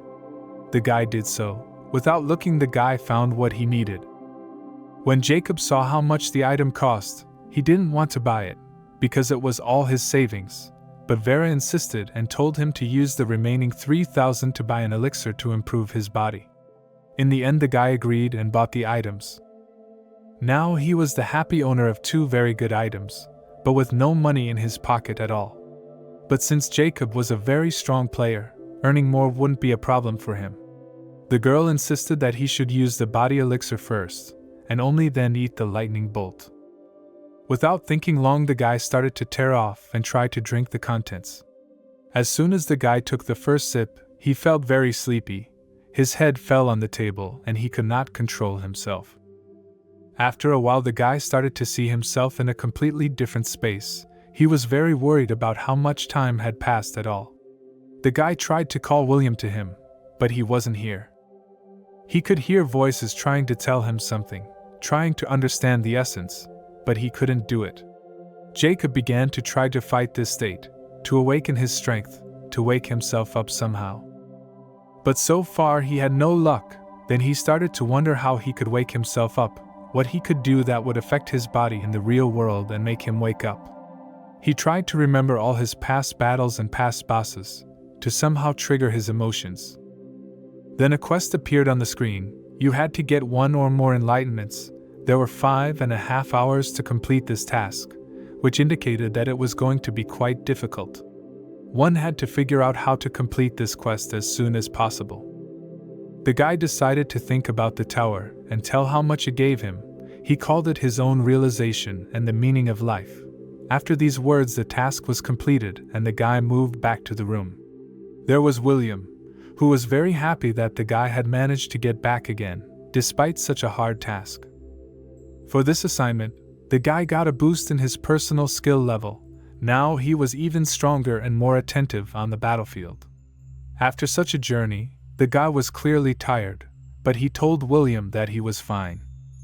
William offered Jacob a small snack, 2 loaves of bread, one of which he handed over, which he gladly accepted and ate. As he ate, he remembered the good times he used to have with Vera. When they would get together in the evenings and eat good food, he missed it, but he had to make do with what he had. After a delicious lunch, the boys moved to the bed, Jacob deciding to ask the system a couple questions that were bothering him. Jacob told me that there are times in life when a person gets really excited about something and becomes very sure of it. He was one of those people. When he saw a message inviting him to come to the tower and try to climb to the highest floor, the guy relied more on his own intuition than on his desire. Something inside him told him that he should go there. Everything would be fine, and finally the guy signed the contract. The guy only had 2 hours left to complete the new task. Each time he wanted to rest more and more, and no time was being added. Then Faith texted the guy again. For some reason she always wanted to know how many points he'd already earned, Maybe she wanted to recommend something from the store again. But most likely after that incident, Jacob wouldn't want to buy anything else based on her recommendations. At this point, the guy already had 15,316 points. A very good result considering that he had only completed a couple of tasks. Vera had never earned so much. Since the guy had money, Vera immediately recommended to buy him leather clothes and a bulletproof vest. This request looked very inoffensive, so the guy gladly agreed and bought himself some nice things. He looked like a better player now. Even William was shocked at his friend's transformation. Jacob and William had already moved to the 6th floor, and the boy was glad his partner had finally gone with him. On the 6th floor, the guys were immediately met by Vera, but they were not destined to meet without any problems. Some guy who was on the floor thought William was an enemy goblin and shot him with a bow. Jacob managed to catch the arrow in flight, and no one was hurt. But William was very frightened and started to cry. The boy wasn't going to stop there. He started pulling out a new arrow right away. Jacob looked at him and asked what he was doing, if he couldn't see that he was a peaceful creature. Then Faith got involved in the conflict. She started yelling and asking the guys to stop it. The guy then asked, "Is that your goblin?" Jacob replied that it is not a pet, it is a real person, it belongs to itself, it has no master.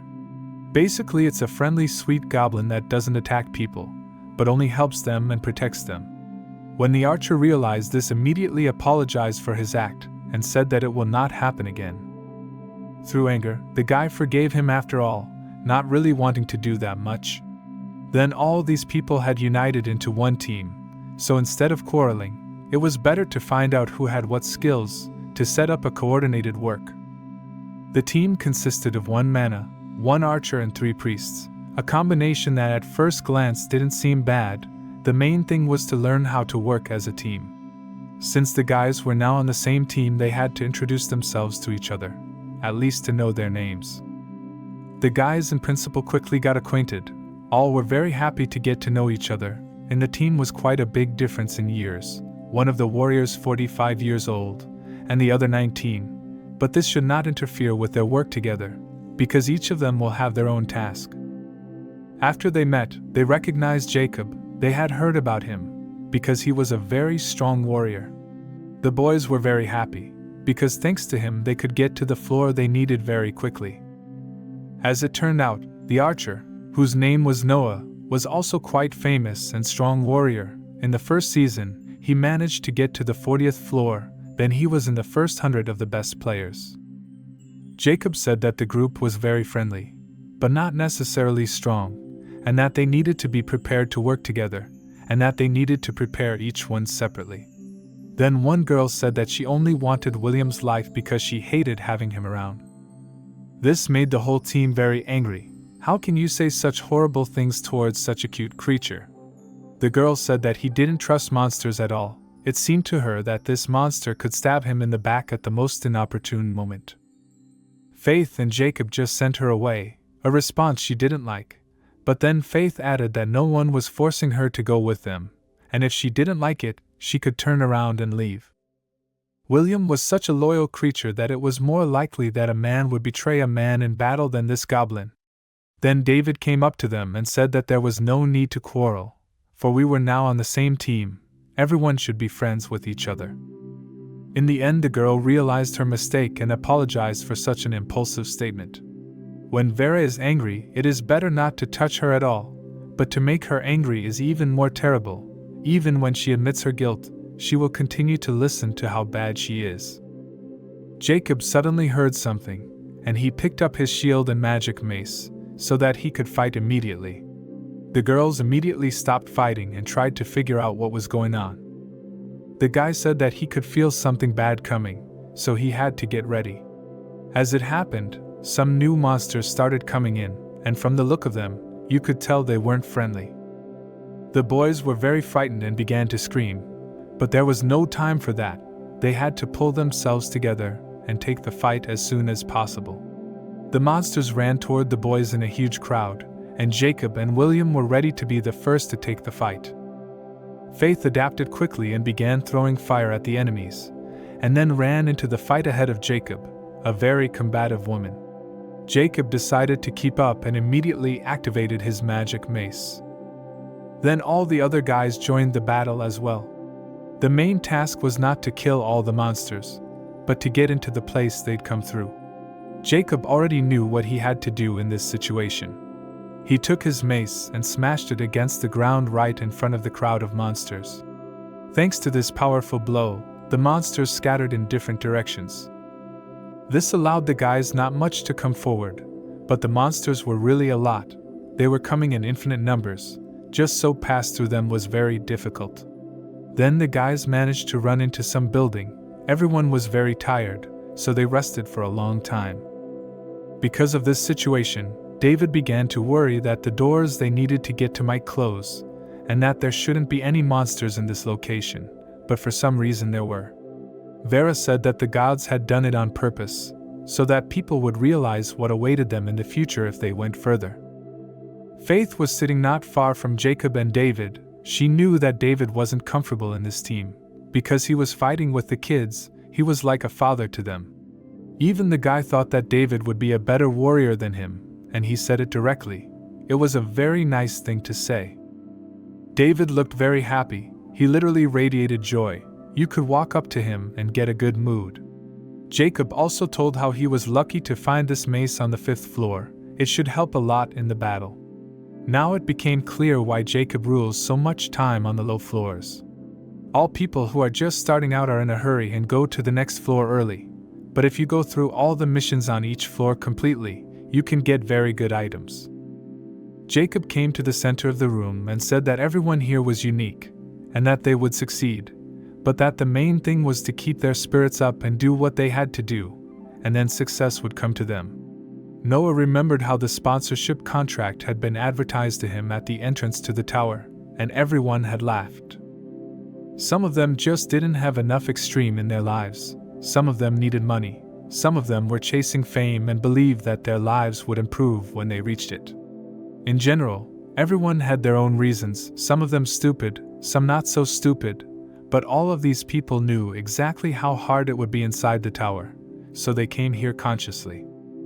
Then the question came up in the room, whether anyone knows what a sponsorship contract really is, what secrets lie underneath its pleasant offers. It was also interesting to know what the percentages of power mean.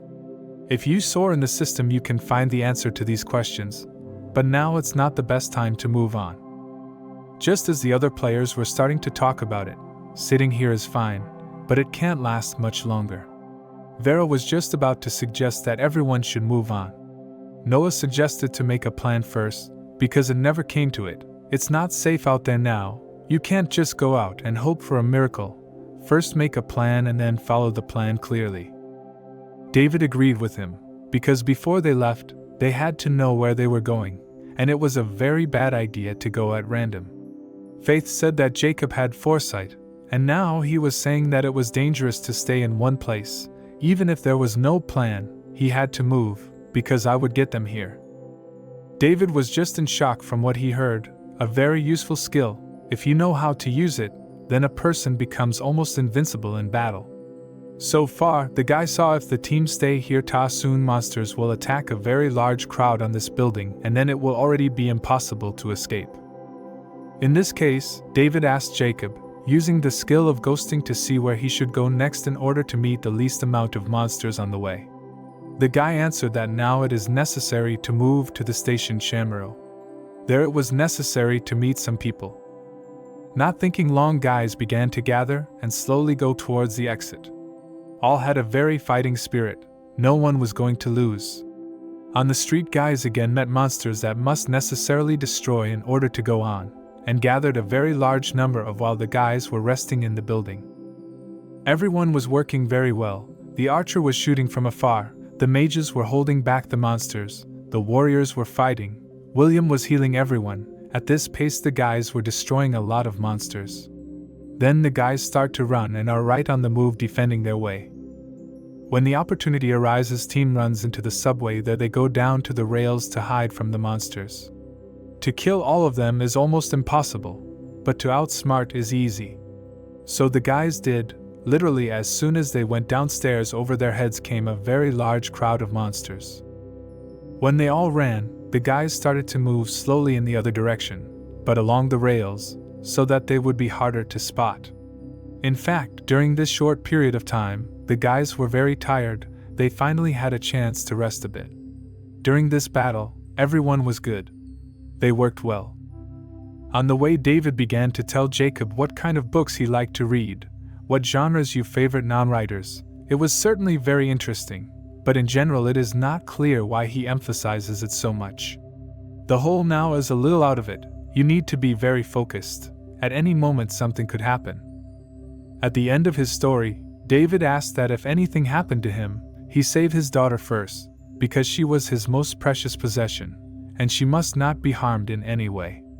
Jacob agreed to his request, but then he said that if anything happened, he would save all the members of his team. No one would be hurt. When suddenly Vera raised her hand and told everyone to stop, she said there was probably something on the other side. It turned out to be some kind of very strange egg, at least it looked like one. The guys came closer to get a closer look. When they got closer, they noticed a ring, a jar of elixir, and some kind of pendant lying nearby. They were very good magical items that added a lot of power to their owner. Then the team made a very big mistake. They started to argue among themselves who would take the items. The first thing they had to do was to recognize each other's power parameters, and only then to sort out who would take the items. While the first part of the team was sorting out the items, the second part of the team was thinking about what to do with the egg, whether to break it or not. After looking at the system, the guys managed to figure out what kind of egg it was. If you break it, it will automatically start a mission called Hide and Seek. David liked it very much and suggested to start the mission as soon as possible. Jacob wanted to be his right now, but at that moment they were once again snatched away by the zombie Napoli. Now first they had to discolor the zombie, and then already break the egg. Jacob paid attention to the way David fought. He used only his strength, as if he had no skills at all. As planned, the battle was over very quickly. The guys were rested, so they had no trouble dealing with the small crowd of zombies. Jacob asked them how they had refused to be here with such poor skills. They couldn't speak properly because of their shock. Instead of answering the question, one of the men began to tell how they had been attacked by zombies earlier and taken away some of his friends. They also told him where they used to live, and that they had gotten here unwillingly. Jacob told them at once that they were the ones who had found the egg, and that they should mind their own business. The man replied that he didn't mean to touch it in any way, he was just wondering what it was, that's all. Then they asked where Jacob and his team were going, and it turned out they were going to the same place. Jacob was very suspicious of this guy, so he and Vera stepped away from everyone and decided to discuss with her what to do with this guy. The girl was very determined. She said he should be killed right now. Yes, this guy was indeed suspicious, but not to the point of taking his life. This man was a true weakling and a traitor who would frame the rest of them, so Faith wanted to take his life right now, but she probably wouldn't be able to do anything about it. The man had become so friendly with David that he offered to let the team stay at his house if they didn't have a place to sleep. Jacob replied that it would be a good idea, but since he had no place to sleep, they took the man with them and went together. After a while, the guys were upstairs, talking about breaking the egg again. Everyone was eager to get started on this secret mission, but they didn't want to pick up the egg because it looked so strange. Faith urged Jacob to break it now. The guy replied that he felt something bad, and realized that it wasn't worth breaking it now. Then Jacob said that it was definitely not worth breaking now. The guys were very upset by this news, but decided to listen. The guy's ability video, he is very good at sensing when there might be something not good. Then he asked William to use a purification spell. The egg reel started to purify little by little. Vera said that if they broke the egg, they could get a very valuable key that they needed after the mission was over. After saying that, Jacob told no one to touch the egg, and went to talk to Vera one-on-one. She told him to perform the task that is already going now needs that key. Disconnect can be obtained after completing the task with the egg. When the completion of less than 20 hours, then on the floor in front of the queen from which you will need to escape, you can be saved in a safe room that opens the same key. it turns out a vicious circle. In any case, you need to beat the egg, no matter how dangerous it was. Another problem is that the egg appears at any time, and in any place, and it is not a fact that it can appear at the most convenient time, so despite all the difficulties, you need to take and do it, because very soon to perform this task may not be possible. Vera could not say for sure whether their team can defeat the queen, most likely that no, because she is very strong, so you need to be sure to protect yourself. Jacob thought about the fact that if he defeated her, he could get a very big reward, and that was important. The girl said that I was right, but the stakes were too high. If he didn't defeat her, she would take the egg and the boys would never get anywhere else, not even if they were lucky enough to survive. As strange as it may sound, this egg probably belongs to the queen. That's why she's hunting it so much. It's bad that the girl thought about it only now. After these words, the guy had a brilliant plan in his head. You can put the egg in a place where the team will be convenient, wait for the queen, and try to take his life. This plan in general Vera liked. To make this plan a reality, Faith must fulfill the most important role since she is a mage, and will be able to attack the queen from afar. Jacob says that he always wanted to be a magician too, but it didn't work out because he's too dumb for it. For now they had to hide somewhere until the queen showed up. If things didn't go according to plan, the guys should use the remaining 24 hours to escape. When Jacob returned to the team, he asked if everyone was ready to keep going. One of the contestants said that the idea of the queen's life, it was too dangerous, so she wanted to stay here safely. Vera told her right away if she didn't want to go she could stay here, it would be better, because if things didn't go according to plan, no one would blame her for dragging anyone into it. In the end, only one contestant stayed behind, everyone else went Jacob. The guys went outside. Faith said that the guy forgot something inside and she was walking now. He wanted to go with her but she insisted on staying here. Then David hugged Jacob and said that women should have their secrets, no need for him to take care of everything. Vera said that she would soon turn around. It was necessary to wait for her just a little bit. It was only a few minutes and the girl returned. At the same time on the screen there was a pressure that the queen appeared on the floor. That meant only one thing, that everything was about to start. The whole team was already on full alert. David was in a great mood with you, but everyone else was very serious.